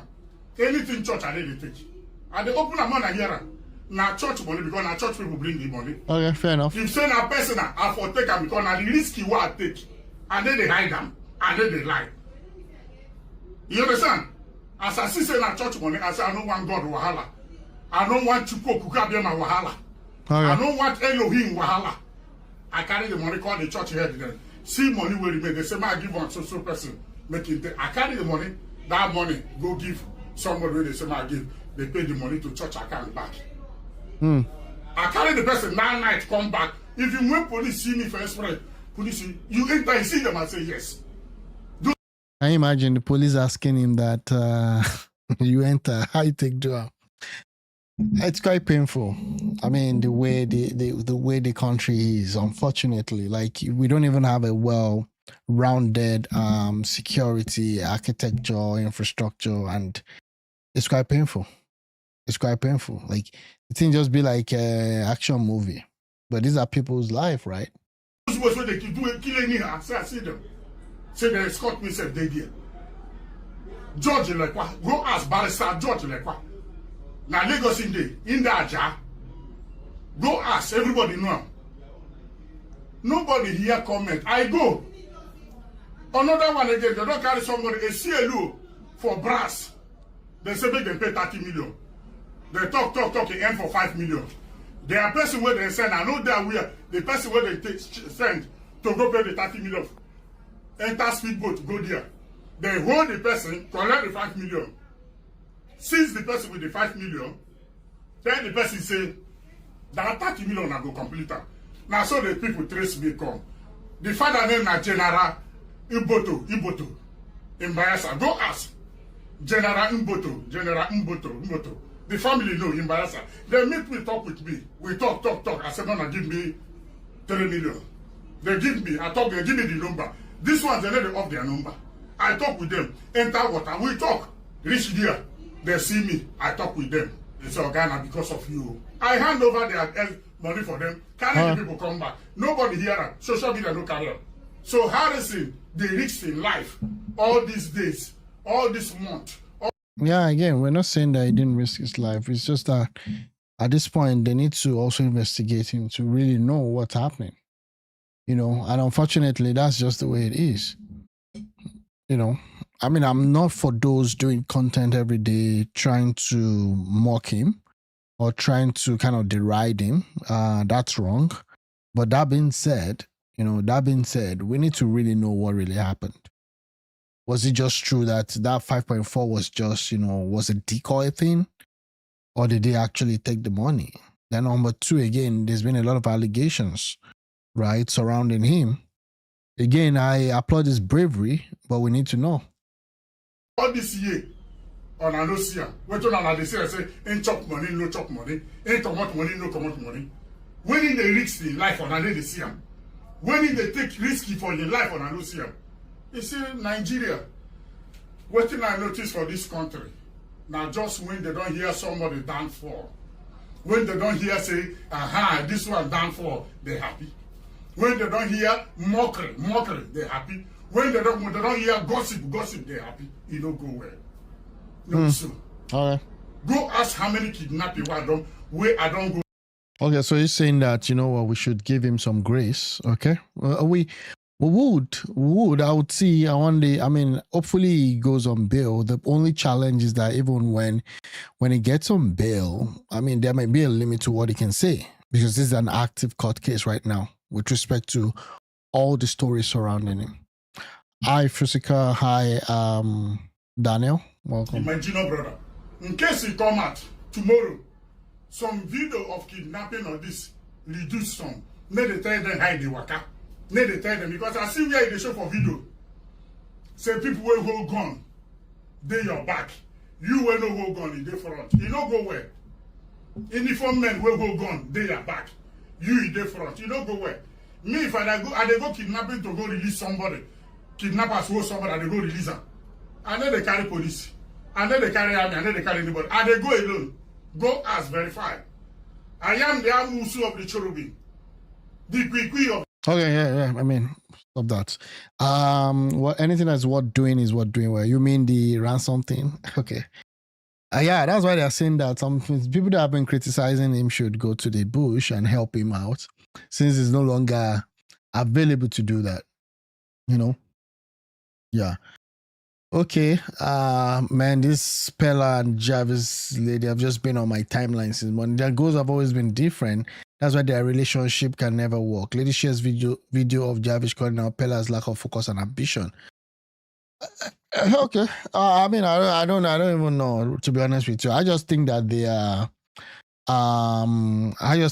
just cashing out with content. I just see them as content creators. So whatever it is that you can do to push the thing another mile just to also do more content, then I think that is it.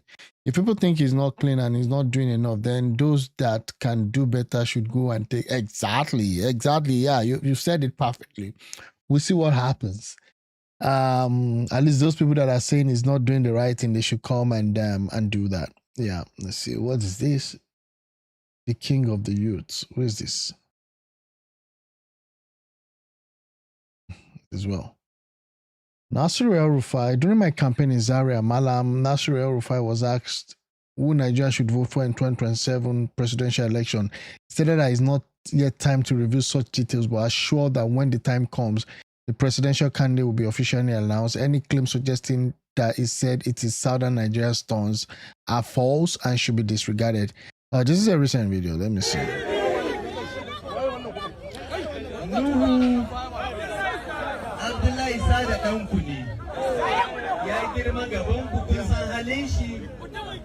kun san mutumin kirki ne kun san zai rike amanar ku kun ga ayyukan da muka yi muku da muna gwamnati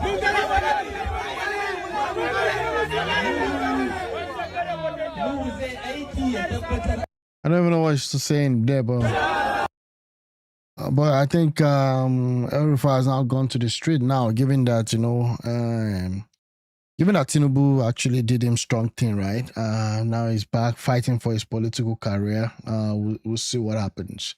Can Billboard and VDM explain why they took advantage of gullible Nigerians to sell a phone whose iOS version they knew is outdated? Can VDM explain to us why it did not stop this importation? Instead, it took it to continue the sales with a lesser amount. Okay, you're back. So maybe this is a new Ratel. VDM and this, because this video is going to be long. Let's come back. VDM and Billboard. Billboard, you know that iPhone XR, when iPhone XR was produced or launched, was launched in 2018 with an iOS of 12. Good day, everyone. This is Chemoji. I want to tell Nigerians something.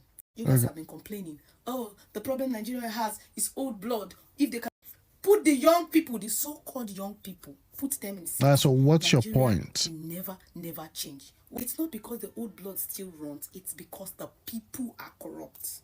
Nigerians are feeding on the gullibility of others. They are making money off the gullibility of others. Okay. Now, I came to say this. I really don't care how anybody's going to feel. Write anything. No, So what do you want to say? you know, I started thinking about this. Then I started making research on that iPhone phone. I studied physics electronics. So whatever I'm going to tell anybody here, you can go search it or I really don't have a problem because actually you can claim that your clearance, your vendor, whatever, your shop rent, anything. I'm going to talk about this issue. Don't think. I know it's because of this issue that I was talking about that people came for me. Right now, I am dead to your feeling. I am dead to whatever you want to say. I am dead to whatever you call me. Fair enough. Fair enough. What's the point?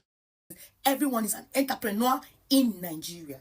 Most of you, when you go to China, instead of importing original products, you will go to the fake ones and order them. As if that's not enough, you will refurbish it and bring it back to Nigeria and sell it as the original ones. Those people selling phones, that's what you people do. Those people selling laptops, you know. Very soon China is going to be the world power in production. So many things are produced in China.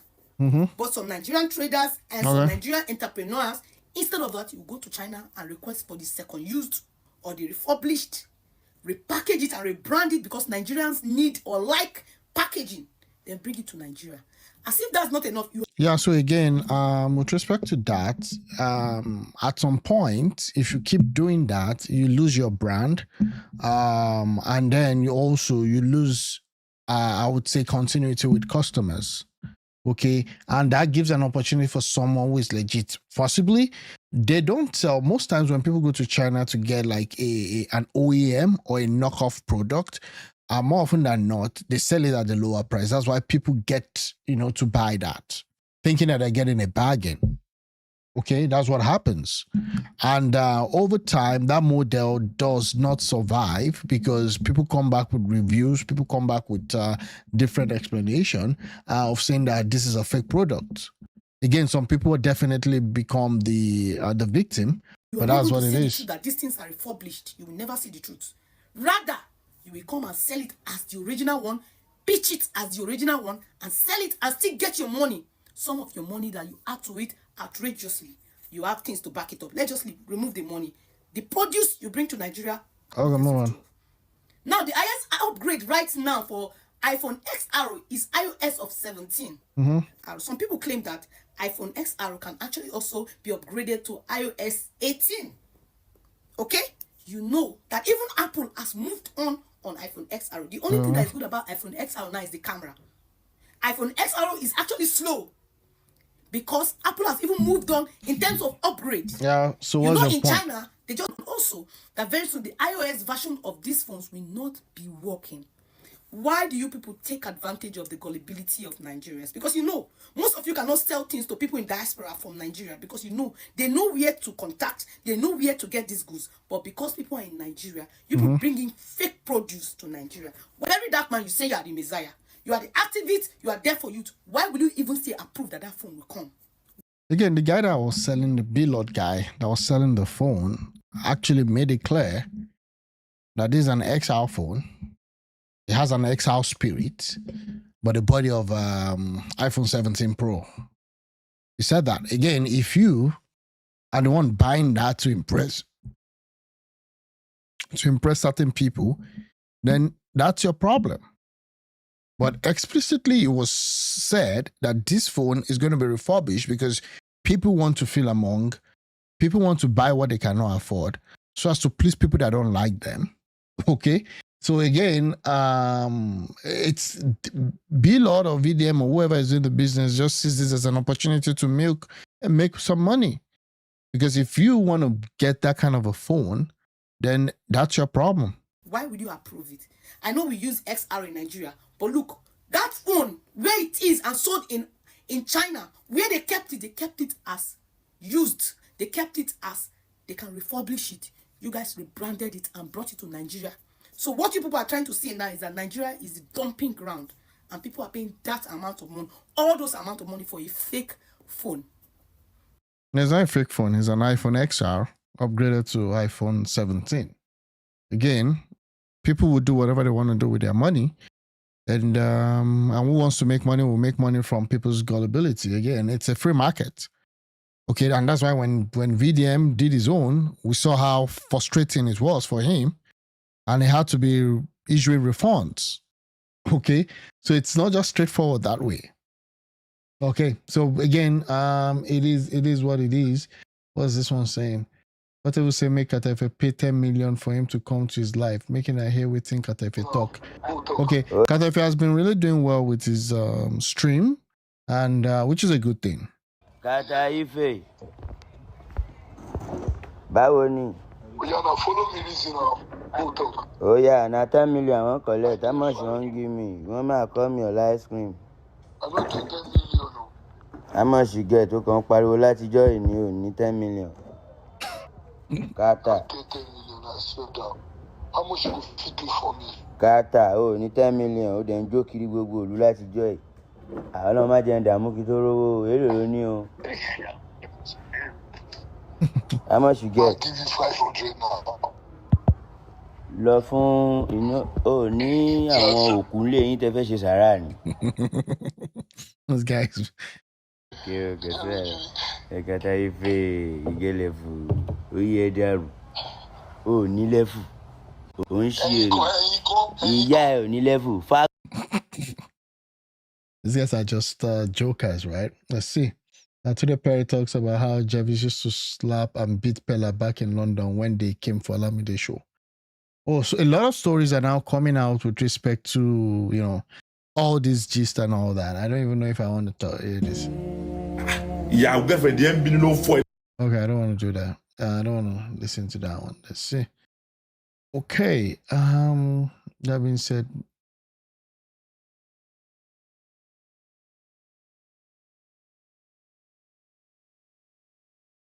okay.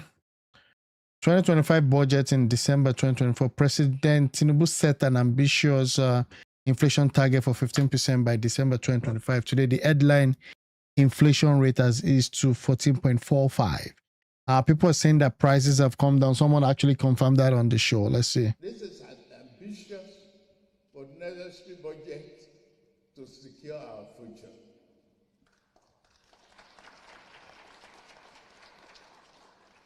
The budget projects inflation will decline from the current rate of 34.6% to 15% next year, while the exchange rate will improve from approximately 1,700 naira per dollar to 1,500 naira, and a base crude oil production assumption of, say, 2.06, that's 2.5 million naira per day. The projections are based upon the following observations: reduce the importation of petroleum products alongside increased exports of finished petroleum products. Bumper harvest driven by enhanced security, reducing reliance on food imports, increasing foreign exchange inflows through foreign portfolio investments, higher crude oil output, and export coupled with a substantial reduction in upstream oil and gas production costs. Okay. So again, back to that again, comparing that to, you know, the current inflation numbers, I think that, yeah, he's right on point on that one. Possibly you give that to him. Breaking Nigeria headline inflation eases to 14.45 in November 2025. Somebody came on the show and said, yeah, surely prices have been going down. I don't know how prices is at your end. Have you seen price go down? There's been a lot of so the price of a bag of rice has dropped by about 2.5%. People are laughing. They forgot to add that this result was gotten after rebasing, making out the cook numbers for na papa low propaganda starts. Nothing much to see here. All thanks to rebase effect and seasonal harvest of food crops across the nation. with the wait NPR, Sha. Yeah, I don't know what's going to happen with NPR, because I would think that a lot of these high rates, 20%, 17% interest rates, I think they will start they will start going down. That's what I expect to happen once you have an easing in inflation rate. But again, we're going to see what happens and look at that. Okay, let me see if I have some other things to talk about here. It's been a quite slow daily show, but again, it is what it is. We all know what happened between Dangote and is it Farouk Ahmed?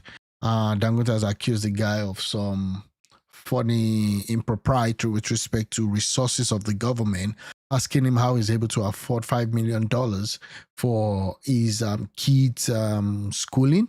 Okay, secondary school for that matter. His kids attend the best school, one of the best school in the world. So that's where things stand right now. So the emergency meeting of the... Now, these are rep members asking Dangote to cease fire. Why are you going after a public officer? Okay, let's see. Downstream Petroleum Committee of the House of Representatives just ended. And let me also appreciate, first of all, the committee appreciates the Speaker of the House for the support as always given to this committee. And also to appreciate members who, within a short notice, were able to turn out. Okay. And my deputy also. The key issue here that necessitated the emergency meeting was the growing tension that has returned back in the downstream sector as a result of the concerns raised by Alhaji Aliko Dangote of the Dangote Refinery and the NNDPRA. These issues, for as long as the committee is concerned, is coming at a time where the committee is guiding jealously the stability that was... Sorry about that. I don't know. I'm having a little bit of a... that were achieved in the downstream petroleum sector. So the committees met today and agreed to intervene in the matter once again. Okay. Towards finding I guess sustainable solutions. It's time to go. And we can only find sustainable solution when we identify the critical issues that is leading to this tension that has returned.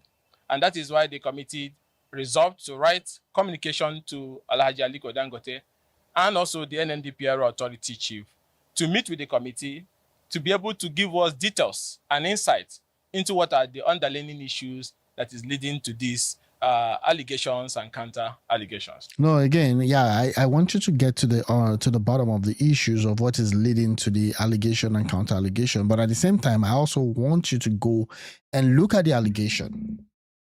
Look at the allegation. Somebody made an allegation, and not just anybody. This is Dangote making an allegation that the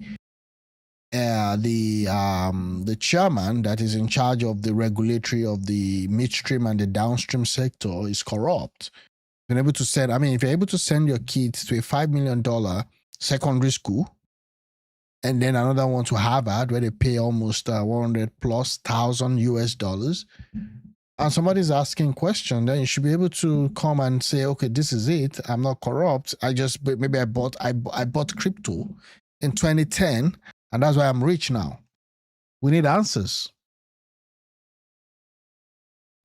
And the committee also resolved this afternoon to plead with the contending parties in the dispute to cease fire, especially media comments, so that we don't escalate the situation further. Because the committee has the capacity to wade into this matter and find solutions once and for all to these issues. So we're pleading with the key actors in the dispute to cease fire, to reduce the allegation and counter allegations, as the committee will get to the root of the matter. Okay. Some of those issues, we already have received petitions from some of the parties on the issue of import license, on the issues of whether the domestic refineries have capacity to produce the entire daily need of Nigerians. All these issues will be resolved by the time Alhaji Aliko Dangote, the NNDPRA, and other key stakeholders in the downstream refining sector and regulatory sector comes and meets with the committee so that we can be able to get the real gist of what is happening and be able to come up with a resolution and solution that will provide sustainable solutions. So we're pleading with them to cease forthwith further attacks on each other, whether the agency, whether the agency or the refining community, the refining community while the committee sort out this issue. These were the high point of decision that was reached by the committee. And I will also urge my colleagues, is this a true reflection of what held behind closed door in our meeting? Yes. Thank you. That they should come and see you guys so that what? Okay. I mean, I don't know, but it is what it is. Okay, this is Fubara. I mean, the guy is at least one of the few people talked about this week with respect to his defection in APC. So he did commission some projects, you know, and then look at the title, Amechi's Dream Come Alive in Rivers as Fubara brings Greater Port Harcourt City to life with 1,000 homes.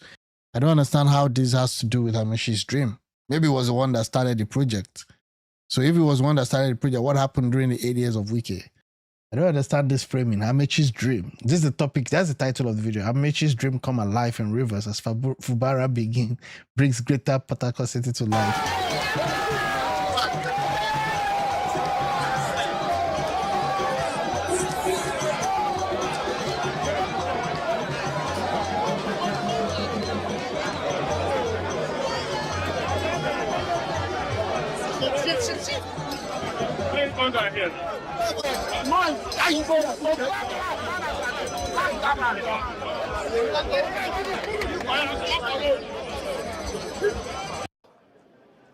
To recognize especially the local government chairman of Ikwere and also other ones that are here with us. Thank you for being with us. I feel very happy to be here. If I have my way, I would have preferred not to say anything because the MD of TAF has said it all. The acting Director General of Greater Port Harcourt City Development Agency has also said a lot about this project. But so I guess they're just taking a walk around. If I don't say anything of the whole project, it won't be proper. So I need to whatever that means. Ice the cake. So let me ice this cake. The guy has suddenly gotten his voice back. Wiki held him by the jugular. But he seems to now be getting his voice. Using high pitch to sing on your Monday we shall stand, or whatever that. First, I want us to understand the importance of this project. It's not just a project. It was an idea conceived in our most difficult time.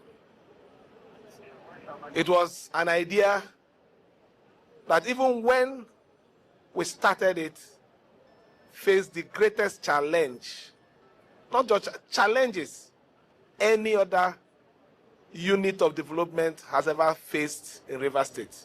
We're all aware of the history and the story around Greater Port Harcourt Development Agency, how previous administration acquired lands to develop Rivers State, to move the development from the center city to other areas, more especially these areas, so we can accommodate our people, make life easy. Okay. You won't believe that when we started this project, we had over 90-something litigation. People coming to claim that they own this part, government have not paid. They own the other part, government is owing. But I give God all the glory that one way or the other, we were able to surmount these challenges. It wasn't just a challenge. It was a deliberate measure to frustrate our idea, to frustrate this vision for protection of life of our people. When you're in your house, you're protected, whether you like it or not. We are not saying that bad things don't happen inside our homes. But you're safe from weather. You can sleep comfortably. Okay. You can reason. And above all, there are a lot of things and benefits that we have when we're under a roof. So I want to thank especially the Greater Port Harcourt City Development Agency, our partner, and also some very responsible and respected leaders of this host community who stood on our side, supported us to this point. Thank you.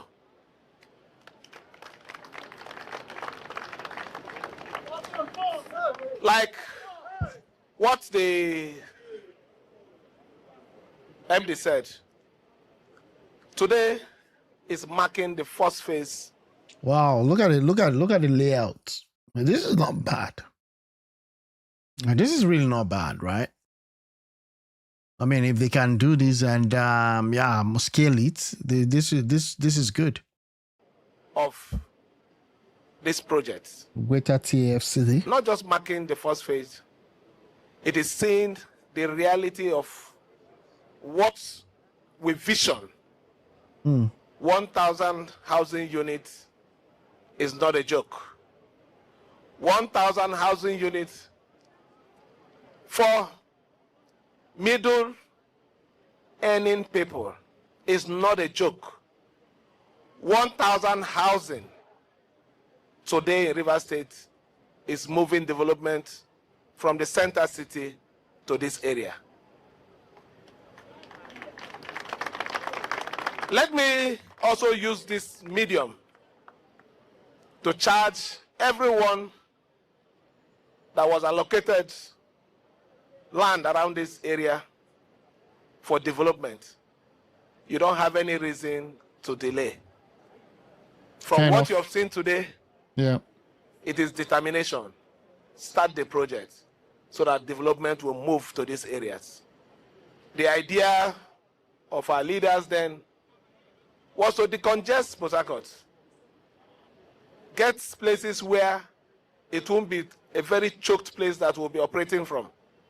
Send development to other parts of Port Harcourt so that Port Harcourt can grow, not just as a one city center state.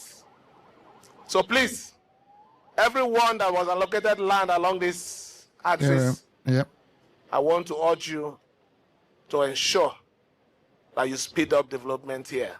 Yeah, which is fair, right? I mean, which is fair. I thought it was the state that was actually building those. So possibly it's talking about outside of the building, the 1,000 building that is being commissioned today, then possibly there were also lands being allocated to others. Let me thank our partner and assure him that we will continue to support him to make sure that we complete the 20,000 housing units. 20,000, that's cool. I mean, 20,000 just from the government. And then I hope there are also private builders and what they call them, developers also involved. I mean, if you have that, I mean, that's really great. This would be like more like another community in a community. I know that a lot of people will be shocked and surprised that this project would get to this stage. Okay, I'm gonna move on. I beg every one of you. What is important to me is the progress and development of Rivers State. Okay. And I think that should be important to you. Let me finally say this. What we did today is to complement the vision of Mr. President. We were approached here sometime last year to allocate a land for 1,000 housing units. It's called the Renew Hope Housing Estate. Okay. Here we go again. What we have done today is providing our first phase of out of the 20,000, 1,000. You can imagine when the federal government 1,000 will come in and our own remaining 19,000 is completed, I don't think we'll have housing problem anymore in Rivers State. Yeah, I think the problem or the question or what you guys are going to face is affordability, right? Because again, those people getting the house will be those that are well-to-do at the moment. I'm looking at those 1,000 homes being built. It's not going to be for those that are, at a low level. So again, I'm going to put this out there. Like, what is the plan to ensure that those, that, are at the low level of the society are also able to afford stuff? What I've seen now is more of a luxurious, maybe not high-end luxurious, but I would say like a little bit more expensive for the common man. If you're building a house that people that are working or that have been working with the government for, say, 5, 6, 7 years cannot afford, then that would be a big question. What are you doing about that? So again, I'm saying that, do you also have, homes that is affordable for citizens, right? And I believe there might be some also kind of mortgage type facilities that would help people to be able to access it. That might also answer the first question that I did I don't ask. think we'll have issue of people involving in crime and other acts, because the major reason why people involve in crime is because they're looking for a way to survive. They're Yeah, fair looking enough. for a way Yeah. to meet their basic need in life. And I can assure Rivers people that when it comes to the need of housing as an issue, we have taken it upon ourselves to make a different mark in this country, Nigeria. Let me thank everyone for coming out to show solidarity to our cause. Let me thank everyone for standing. I can see the ovation when we're coming in. How happy and excited every one of you were. I can't pay every one of you for your support. The only thing I can assure you Okay. is that Yeah, we're going to move on. we will not disappoint you. Okay, that's fair. Or let me say invite. Good afternoon. I don't know what Today this is. marks a moment of profound gratitude. Okay. Management by the Africa Housing Agency in Okay, we're going to move on. Abuja. These accolades belong to you. Okay, yeah, it belongs to them actually. Let's see this. Kano State urgently needs more sexual assault. What's this? Referral center. Okay, whatever this means. Whatever this means. Let me see. We are here to share the responsibility that Almighty Allah has bestowed upon us as leaders and as civil society organizations, because we are the watchdogs. So we're together in this, and we're here today to push for the passage of the Kano State Penal Code Amendments Bill of 2021, containing the harmonized VAP provisions. And we're also here to strengthen protection and referral systems for women and girls. We're here to plead for the expansion of the sexual assault referral centers to cover the Kano Emirate councils. We're here to ask for the improvement of prosecution and ensure faster justice for survivors. What about the issue of child marriage? What are you doing about that one? Marrying young girls that are not even up to the age of discernment. I mean, literally, metaphorically speaking. Okay. But again, this is okay. And technology facilitated abuse. We're here to ensure that disability inclusive protection systems exist in Kano State. And we're here to promote community accountability. Okay, that's fine. Hopefully that works out. Okay.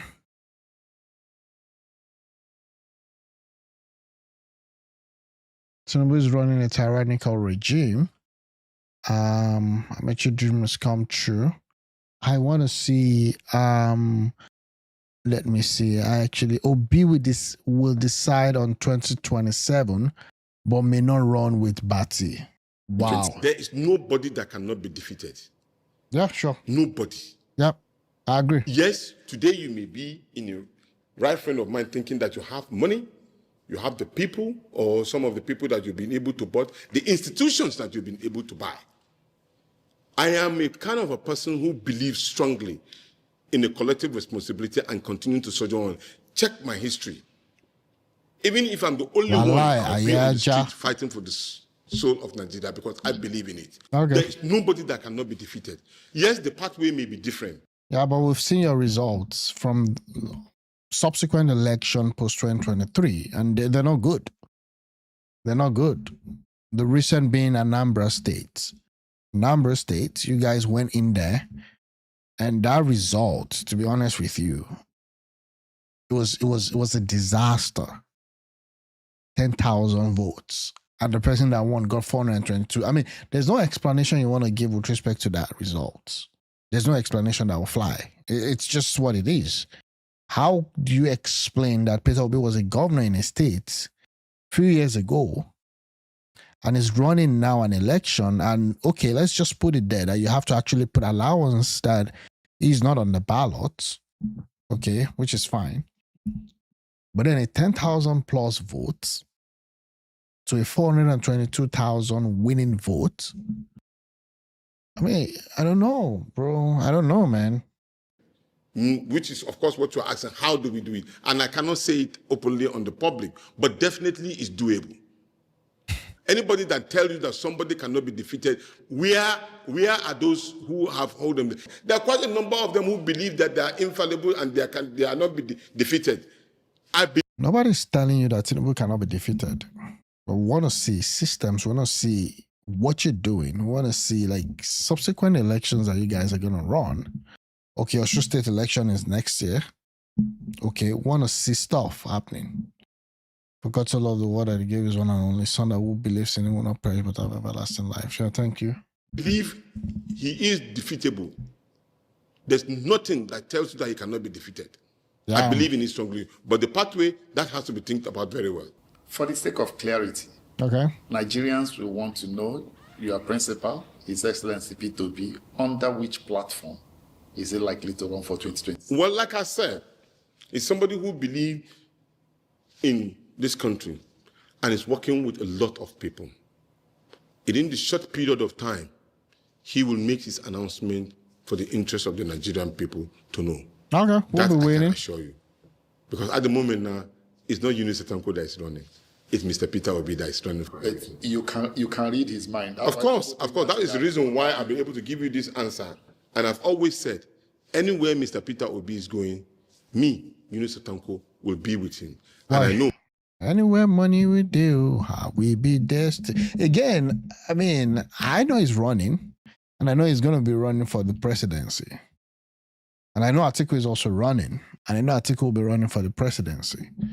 So now that makes me more confused, right? If Atiku is running and is going to be running for the presidency, and Obi is running and is going to be running for the presidency, and the party structure that they had in 2023 is more weakened today compared to where they were in 2023, which is quite painful, because even at that, opposition is kind of failing or has failed in Nigeria.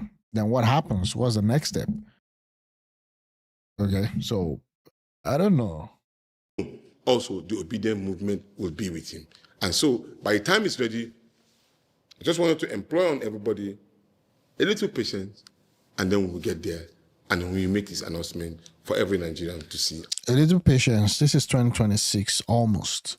Okay. And to hear. What is present relationship between your principal and the national chairman of the Labour Party, Julius Abure? Let me give you an explanation. Peter Obi does not do politics of calumny or anger. What does that mean? Fighting with anybody. If there's anybody that you've ever had that Peter Obi call he or her name or insult anybody, you can mention it. None. So he has a very cordial relationship with everybody. But what he... No. When you're at that level, I'm sorry, you have to be mean at times. Okay, you have to be mean at times. You have to, you know what you want. And you have to know what you need to do to get it. Okay? So, we don't want nice man. We want somebody that can fight. We want somebody that is dogged. Like, if Tinubu comes here, you put it there. That's the only way. Nigeria, they won't give you everything, right? Is it someone that said, grab it, snatch it, run away with it? You want to fight that person? You must be ready to meet the person also. You must give it to them. Okay? He will not do is that if your path and principle does not go with him, he go on his own, you go on your own. Sell your market, I sell my own.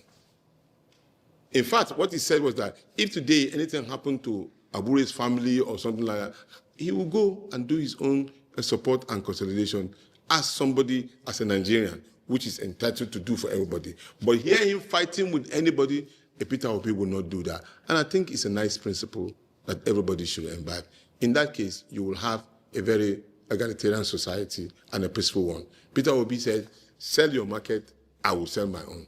We are going into the public. But why has we not seen him in most fora that the Labour Party has that's a fair question. But we've seen his running mate at the 2023 elections, Dati. Remember, there is the Alex Otti-led Labour Party. Okay. You will always see him with the Alex Otti, Senator Nanadi. What does that mean? Dude, what are you even talking about? What is Alex Otti-led Labour Party? Alex Otti is a governor. Alex Otti does not have the time to be sitting down with you guys trying to figure stuff out. He has serious business to do. So you're saying there's an Alex Otti-led Labour Party, there's a Dati, an Abure-led Labour Party, because the last meeting we saw everybody at was the Abure and the Dati meeting. This is not helpful for the party. This is not even helpful for opposition. It's not even helpful for the country. Again, we can say APC is the one, steering the whole thing, but you have to meet them with that same energy. This is not a good look. Going into 2027 elections, this is 2026 already, bro. And all of that. And even as the last election in Anambra, the election nominee was done by Abure and the rest of them. We went in and campaigned, even though the election was one of an election that was almost sold to the highest bidder, as the case may be. But we still participated. Again, that's why the whole foundation is destroyed. Because already there is you still went to participate, even though the election was sold to the highest bidder. And that was why when you came in that morning, you guys couldn't even mention the name of the party running. You kept saying obedient, and nobody knows obedient on the ballots. What we had was LP, APC, PDP, and all that. I've been saying this thing that we are not helping our own situation. We don't even have a strong opposition. That's why the APC is having a field day, because nobody's even giving them back to back, this is it, this is that. Again, I mean, it's not my fight. I'm just saying. Maybe, but it doesn't show that Peter Obi did not stay with the Labour Party. He was there. He was almost everywhere. He campaigned and then did what he has to do. Is he planning to run again as he did in 2023 with Dati as running mate? Those are political decisions that which he will make immediately when the time comes. Of course, when you are going with a larger situation, everybody will be involved, and then decisions, new permutation, new result, and all of that will be done. Yeah, at that point in time, it is for the conglomerate to decide on what and who will be running for what and at what time. Okay, yeah, that's it. Just saw that one. Dati and Obi may not be running. But we'll see what happens. PDP is back. We saw the PDP crew. They went to greet Obasanjo. And recall that Obasanjo tore his PDP card some times ago. Okay, so again, I'm just saying. But we'll see what happens. Shure shakes the table. I mean, nothing.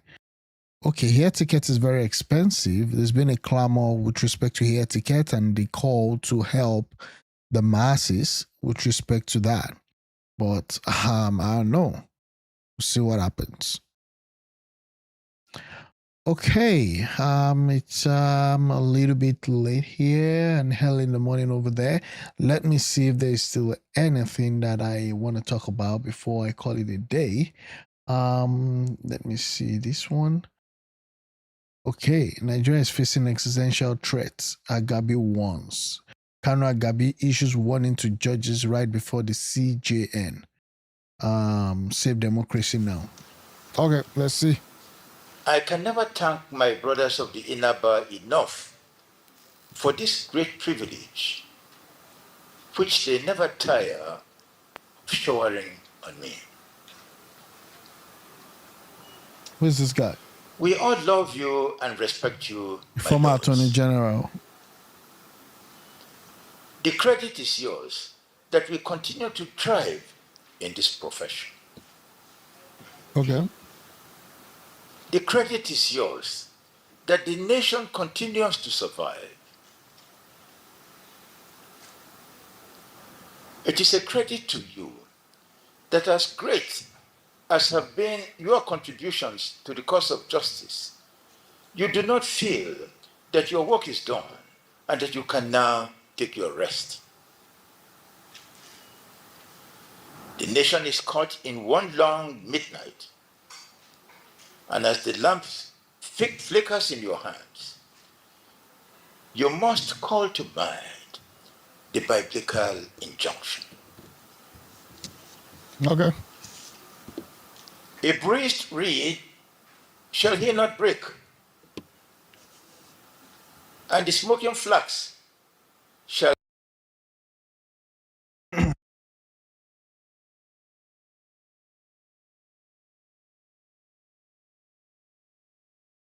All right. It's wanting the judges to actually save democracy. Hi, Shagun, welcome. Let me see if I have some other things. I don't think I'm going to sit down here and listen to that. Good stuff anyways. What is this? When I don't find Bible verse just to justify your bad character. Let's see this. Can carry a Proverbs chapter 6 verse 26. It says, a man can hire a prostitute for the price of a loaf of bread. What the hell? That's how some people read Bible. Man fit carry a shower. Who three loaf of bread? You know Proverbs chapter 6. Okay, I'm gonna move on. This is the Accord Party flag bearer.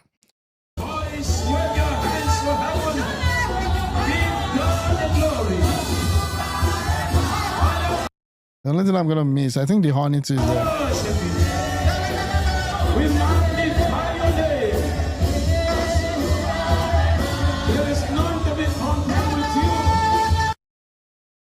Okay. I mean, if this guy doesn't win the Osun State elections, we're gonna miss his dancing. I mean, we're gonna miss his dancing. That's crazy. The battle between I will neither walk nor vote for Peter Obi in 2023. Dele Farotimi, I will neither walk or vote for Obi of 2023. That version of leadership, however well-intentioned, is no longer sufficient for the scale of Nigerian crisis. Let us be clear. What does he have to say here?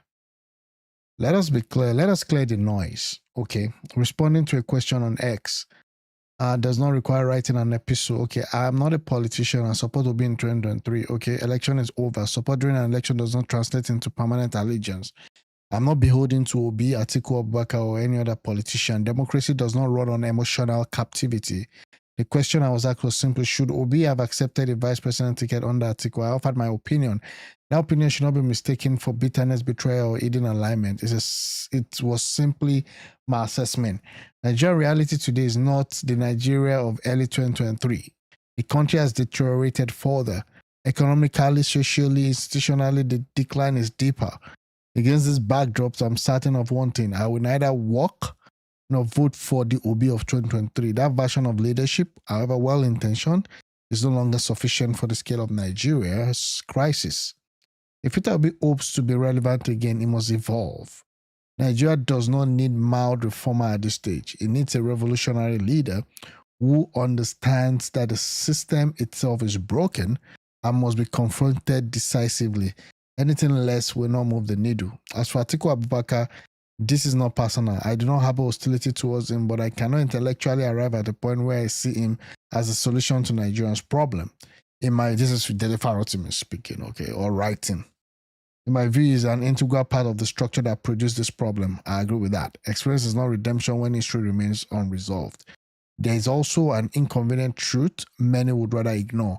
I'm not even convinced Nigeria will have an election worthy of the name in 2027. Our democratic process is under severe strain, and pretending otherwise is self-deception. If Atiku truly loves Nigeria, legacy should matter more than ambition. He can support Peter Obi or someone younger. I don't believe in just supporting someone younger. What's the younger person made up of? Jonathan was quite young, when he became the president. Okay? It can help birth a better Nigeria without sitting in Aso Rock. History does not reward presidents. It rewards patriots who knows when their time has passed. This is not an attack. It's a declaration of independence in thought. Nigeria's future cannot be held hostage by past elections, past emotions, or recycled ambitions. The country has changed. Any leader seeking to support must change with it. Okay? Yeah, so what do we do? I mean, if you're saying you can't support Obi of 2023, what's your option? Obi needs to evolve. How does he have to evolve? People are saying that Dele Farotimi really has spoken the bitter truth. The system has changed and evolved. And anyone who wants to remain relevant in the country should change and evolve as well, not sticking to your old, outdated ways. Why you want to rule Nigeria, by all means, not possible. It will work for Bat. It definitely will. Who is he talking about here? I don't know. Peter Obi should evolve with our system and go for office like senator or become a minister of a particular sector. Let's see what he has to offer. While Atiku should be old and matured enough to realize that his time is over in our politics, because at this point it lacks the mental capacity to do the affair of our national administration masterpiece. I don't know about that one, but it is what it is. Atiku Lutted is politically selfish. He will never support a candidate from the southeast. Oh, really? I don't know about that. He cannot deny the fact that Obi is a disaster. What? I don't know about that. Obi is a disaster. He can, but he's a coward. Okay, he won't vote or support Obi's candidacy, but want Atiku to give Obi a platform. Okay, so this is the battle between the ADC supporters and the obedience. We'll see how that one go. Okay. CAC registrar General Magaji reportedly bought 200,000 Morocco home for short-lived marriage as 2 weddings crash in a year. Wow. Anyway, 200,000. It's not like the most expensive wedding is the Indian wedding, and that wedding crashed within days though. So again, we'll see what happens. This is hilarious. Official 27 on IG. Okay. I'm gonna leave that one.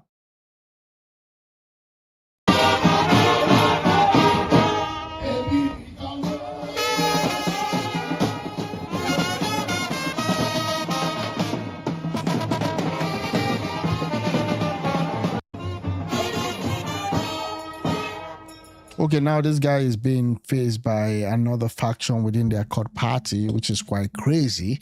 I don't even know how he wants to wiggle his way out of this one. I mean, before this guy is defect, I think they should be doing a lot of due diligence, right? How dare you get into a party just a few days ago, and now there's another faction? All you care, that this may be the handiwork of APC, but again, that means you didn't do your job well, right? It is what it is.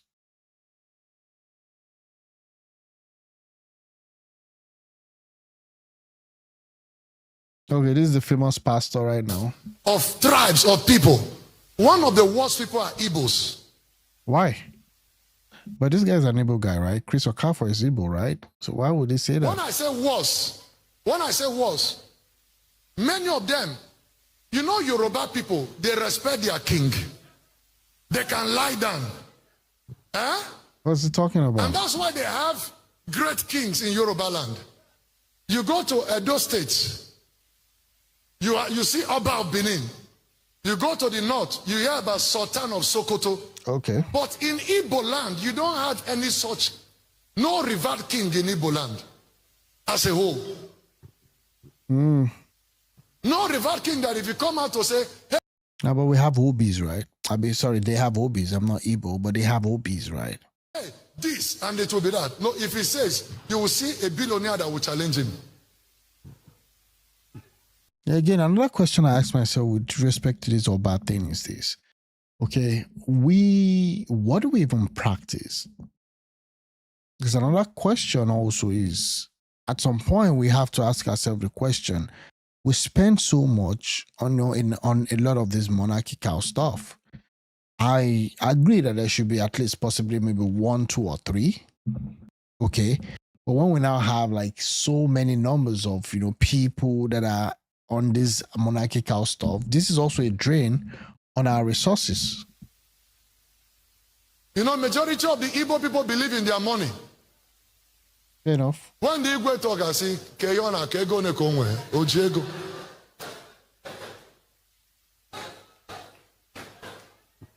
Are you sure you are hearing me? Yes, sir. Okay, again, I'm not a fan. He's got his own issues, and yeah, we'll see to that. I don't understand what's happening in the Yoruba land. This is Osun State. What is this? Raising the flag of Palestine in Iwo, Osun State, Nigeria. This shouldn't be allowed. This is how it all starts.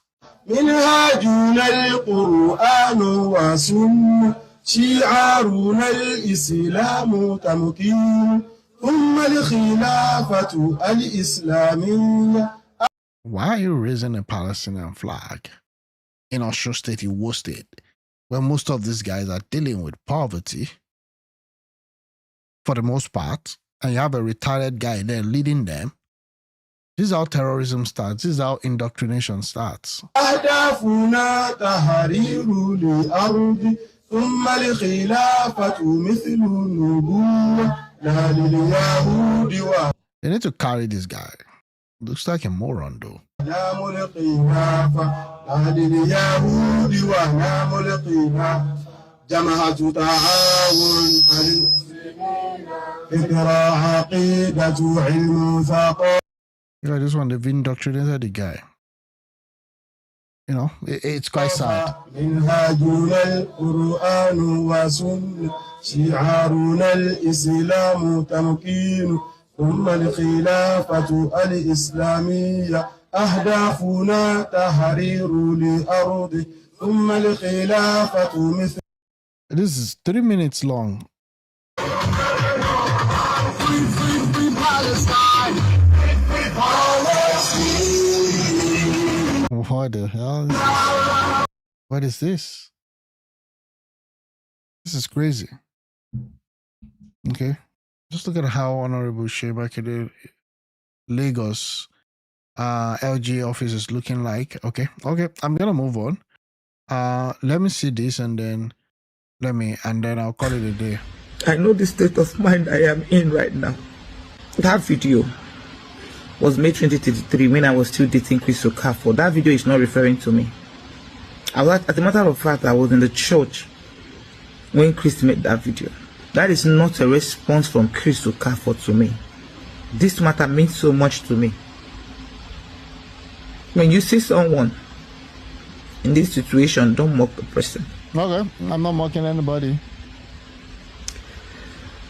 I can wake up. You can wake up tomorrow. You might not see me again. No, that's not possible. No, that's not possible. That's you're playing emotional stuff there. The situation I am in now. This whole thing is.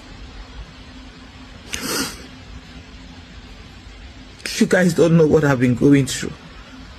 Yeah, we wouldn't know. I wake up tomorrow and you will see Doris Ogala again in your life.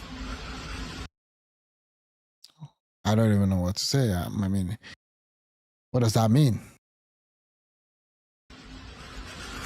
I wake up tomorrow and I won't be in this world again. No, that's not possible. I know the state of mind I am in right now. Again, so the best place or the best thing you can do at this point is not to come on social media to announce. Okay, I think it's for you to seek help. Someone, maybe an elderly person in the family, to actually come out and help you navigate this issue. Again, I don't even want to say either it's your fault or not. I'm just saying that your own well-being should be your priority, and that can be gotten, from the internet. Okay, that's just it. Chris did a lot for me. Chris contracted me to help him and his friends. And what did he pay me back with? He arrested me. Oh, really? He detained me in Abuja. He also arrested me 4 days to my brother's burial and kept me in state CID with a 4.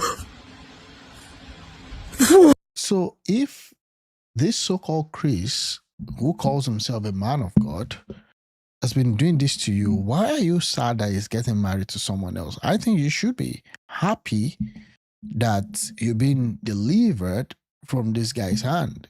I mean, how do you date someone, or how do you end up wanting to marry someone that has done all these atrocities allegedly to you? For 2 days. For nothing. I did nothing. Because his friend gave me money and he took the money. And I started asking for the money. He paid me some and got me arrested for defamation. Chris has done a lot of things to me. I am not stable. I am suicidal. I am saying this from the bottom of my heart. It took me a lot to say all this. Everything I have built is on the mold. It's on the ground. But I don't care anymore. This person you're seeing here is suicidal. Oh, I mean, I think she should call for help. Suicidal hotline and all that. She's feeling used and dumb. But I learned she was married at some point. She left her husband for Chris. Okay. I mean, that in itself is a red flag. You could eventually seen this happening. And I kind of get it. Yeah, she's being used and dumped.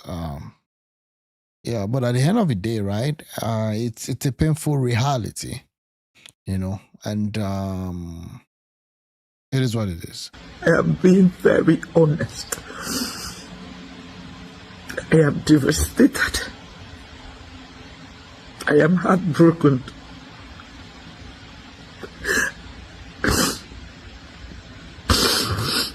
It's painful. Which man want marry who nowhere? Which man want to marry you when they know that you have slept with different men? And are you among those men? Okay, but I mean, she already said that the video was not addressed to her. So I'll just take her word God for that. forbid. I know what I'm saying. And unfortunately, I think our pastors should do better. You know, I think our pastors should do better. It's just quite painful. This video has been making the rounds on the internet. Hi, my name is Abiba and I brought the lip gloss to apply after my food.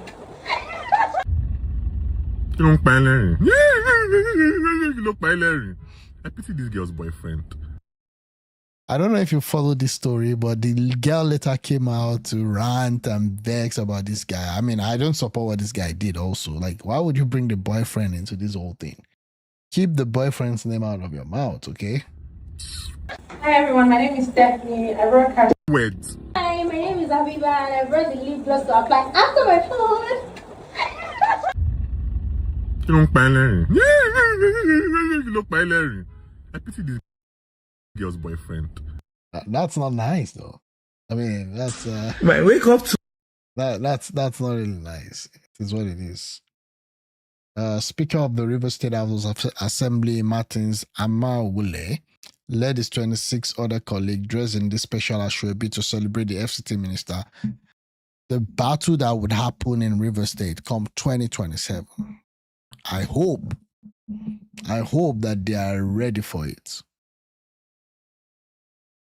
Okay. With respect to what is happening in Burkina Faso, Burna Boy's ex, Teflon Don, says Burkina Faso military leader Ibrahim Traoré is the real giant of Africa. Okay. A word of warning to those cheering Ibrahim Traoré. Let this be stated clearly and without ambiguity. Nigeria is not Burkina Faso, and this is not a situation to be toyed with for social media purpose. Those edging Captain Ibrahim Traoré on, celebrating the continued holding of the 11 Nigerian military personnel and a Nigerian aircraft, are flirting with a line that they do not understand. Nigerian armed forces are not a collection of militias. They are full spectrum military power. Nigeria commands hundreds of thousands of trained troops, battle-tested across insurgency, counter-terrorism, peace enforcement, and regional operation. Nigeria possesses modern fighter jet, attack helicopter, surveillance drone, armored tank, artillery system, blah, blah, blah, blah. Burkina Faso does not. This is not chess beating. This is reality. Burkina Faso operates a small, overstretched force, largely dependent on light infantry and external support. Limited air asset, no navy, restricted logistics, minimal strategic depth. Those pushing Traoré to stand firm are not the ones who will bear the consequences of miscalculation. Nigeria has shown restraint. Nigeria has chosen diplomacy, but restraint must never be mistaken for weakness. All the Nigerian personnel are, okay, blah, blah, blah, blah, blah. This is a long ride. Again, I'm just saying that if Nigerian armed forces are battle-tested against insurgency, counter-terrorism, and peace enforcement, then what's happening at home? Why we're not able to stem out all those problems at home? So again, I mean, I kind of understand the angle from which he's talking from, but that being said, we'll see what happens. Yeah. Okay. Let me see if there's any other thing. Rule number one, make sure you have it made, whatever that means.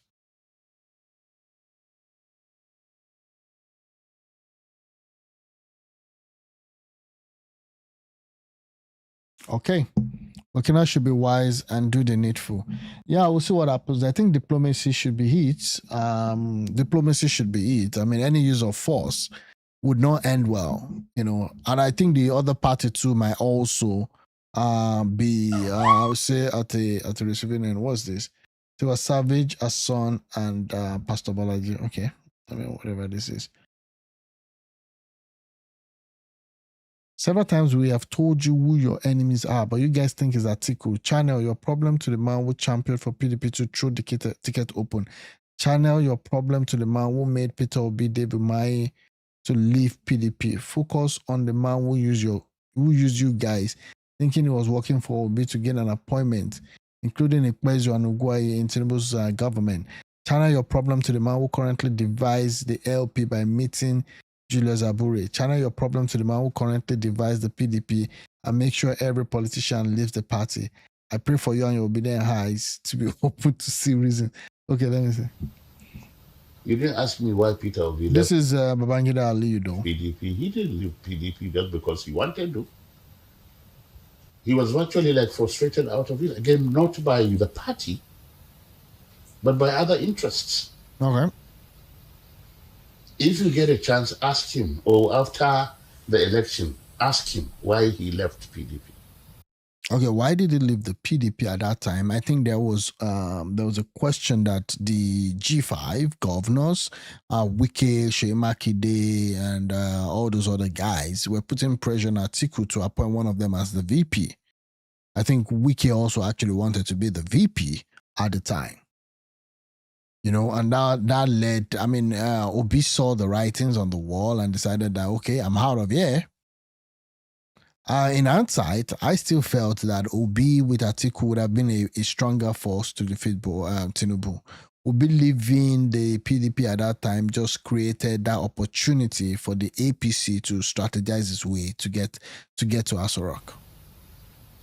Ask Omahi why he left PDP. Ask Ayade why he left PDP. Yep. So, please, let's get this thing. Governor Godwin Obaseki has described the statement by his River State counterpart, Nyesom Wike, against his deputy, Philip Shaibu, as an attack that is most unfortunate and totally uncalled for. Governor Nyesom Wike had called for disciplinary action to be taken against Mr. Shaibu for, in his words, threatening the PDP over internal issues rocking the party in Edo State. Okay. In a statement personally signed by Governor...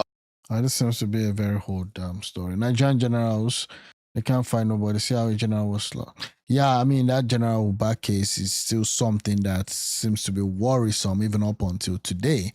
And we still don't have reason. We still don't have answers. Who gave his coordinates? The military said he was already home. Then you had this insurgent, the terrorists come out to give them the video of how he was slaughtered on video in cold blood. Yeah, it's quite unfortunate. The remaining are the enemies, Nigerian solution. Those that are logical left the movement. You mean those who left PDP, right? It's quite painful, yes. Articles desperation broke up the opposition. Yeah, here you are, like supporting. Okay, we'll see what happens. Is this how Bola wanted to play Buhari by tarnishing his image? A published disgrace. I hope the North truly remembers as they claim. What is this? Listen before you read that book. Family of late former president launches book in his honor. Oh, okay, let's see this. What was wrong with Buhari when he was sick in the 2017-2018 years? The answer is in the book. What were the internal intrigues behind the sack of Lawal Daura as DSS boss? The answer is in the book. What role, or what was the role of the cabal in shaping the Buhari presidency? Why did they fight his family to a standstill? The answer is in the book. What was the plan of the cabal for the APC presidential primaries before it was thwarted just a few hours before the event?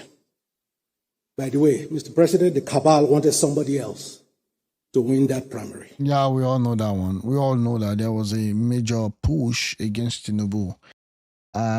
Tinubu's presidency in 2023, and we all know that the cabal, in fact, there was actually a plan to actually get a northerner to succeed Buhari.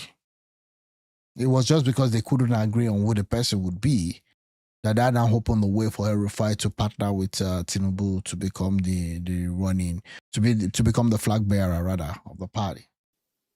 The details are in the book. What was this? How was this? The wife of the president is laughing. Tinubu is even laughing, like the cabals. Okay, hopefully we get the book. We'll see what happens. CBN captured by the cabal. The answer is in the book. Was Buhari's signature forged? Was there a signature stamp? Did somebody assign his signature? The answer is in the book. Why did Buhari resort, and this is one of those strange revelations you'll find in the book, why did Buhari resort to conversing with his family with pen and paper in his office? Because he said his office was bugged. Okay, if his office was bugged, bro, this is the president. I mean, the presidency of Buhari for that 8 years it wasn't impressive at all. And you can't just tell me there's a cabal, there's this and that. The answer is in the book. Who were against my husband's stuff? My husband cannot communicate with his family because the office was bugged. All of those are just excuses. You have a nation to run. You have people depending on you, on your decisions. Again, I'm just saying here, I'm here talking, okay, I'm not the president, but I'm saying that if people have given you that trust and everybody stick their neck, or not everybody, but a lot of people stick their neck out for you to lead the country, then you cannot just give us that. Yeah, it's a painful thing. Bug the office of the president. The answer is in the book. Was Buhari office and bedroom bugged? The answer is in the book. What about his washroom? Why was it that several people gave account of Buhari about to give a speech and found out that the speech he approved was not the speech he was given? It's been swapped several times. The answer is in the book. Then effectively we didn't have a precedent, if that's what you're saying. What were Buhari's instructions during the NSAS? The answer is in the book. And finally, what killed President Buhari in July 2025? The answer is in the book. Okay, so we're gonna buy the book. Okay. Listen before you read that book. Is this how Bola Tinubu wanted to pay Buhari by tarnishing his image? A public disgrace. I hope they're not true. No, what is this? What are you even talking about? The breakup of Pella and Jarvis was a planned deal involving Barry Darkman and some other people, allegedly. Now, again, this is a big problem. Okay, she claimed that normally Barry Darkman doesn't talk about Pella and Jarvis. He doesn't turn on his camera to make video, but all of a sudden he did. TikToker Uban once. Okay. With Very Dark Man. People know what I observed on this video that Very Dark Man made about Pella trying to unalive himself. Don't buy the book. Buhari was a disaster. Yeah, man, it's crazy. Because of the breakup between him and Jarvis. Do people know what I observed? Why would you want to kill yourself because you broke up with a girl? Number one, Pella is a very young guy. Might be a little bit less intelligent, but I mean, like, that's the dumbest thing you could do because a lady broke up with you. You want to kill yourself or unalive yourself? That's the word they use now. See, this breakup from Jarvis has been a planned deal between Jarvis and some people with very dark man. Again, that's the problem. You see, people come online and talk about stuff as if they're there. Now, if there's now a petition, or if there's a maybe a court request for you to prove your allegation, or if you're being sued for defamation, then it becomes a problem. But we're gonna listen to it, and anyway, just put my own thoughts. It has been. Because tell me, all of a sudden, very dark man just picked up his phone and started talking about this too. He doesn't used to do it, but he just did it. Then again. So that doesn't mean correlation doesn't mean causation, right? The fact that somebody talks about something doesn't mean he caused it or something. Okay. All of a sudden, Jarvis joined the Rate movement. Are you not getting what is happening? Don't you think this thing is no? Is it not suspicious? I'm not so sure that she joined the Rate movement. She was out for the cleaning exercise. That doesn't mean she has joined the movement. Again, that cleaning exercise, whatever that was, at least people were cleaning. It's better than them destroying properties. So again, that doesn't say anything. You are not getting what is happening here. No, see, we're not. Jarvis has already cooked everything long time ago. She has already planned how everything will go, along with the people who have sided her of what she did to Pella, a genuine guy that naturally loved him. To me, I just see all these things as content creation. I mean, you don't take it more than that. If you take it personally more than that, then maybe you're the problem. This thing has been cooked long time ago. You see this video that very dark man just picked up his phone and started saying all these things that he said. It has been a planned deal. It has been a planned deal. Nothing I won't tell me. It has been a planned deal between Jarvis, very dark man, and all and some. They are yet to come out though. They never come and finish. Now go see her. People should just relax. Mellow. They observe. They watch. That's what I. Is this woman sick? And I saw with the ask. In the age of social media, waiting Musa don't go see for gates. I'm talking about Musa.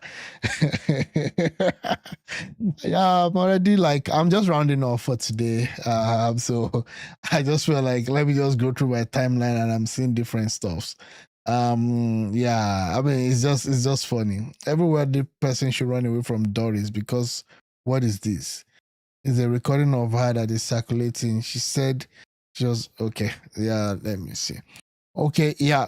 That's it. I think for now I've covered what I want to cover. It was just doom scrolling and just laughing at people's funny lifestyle and all that.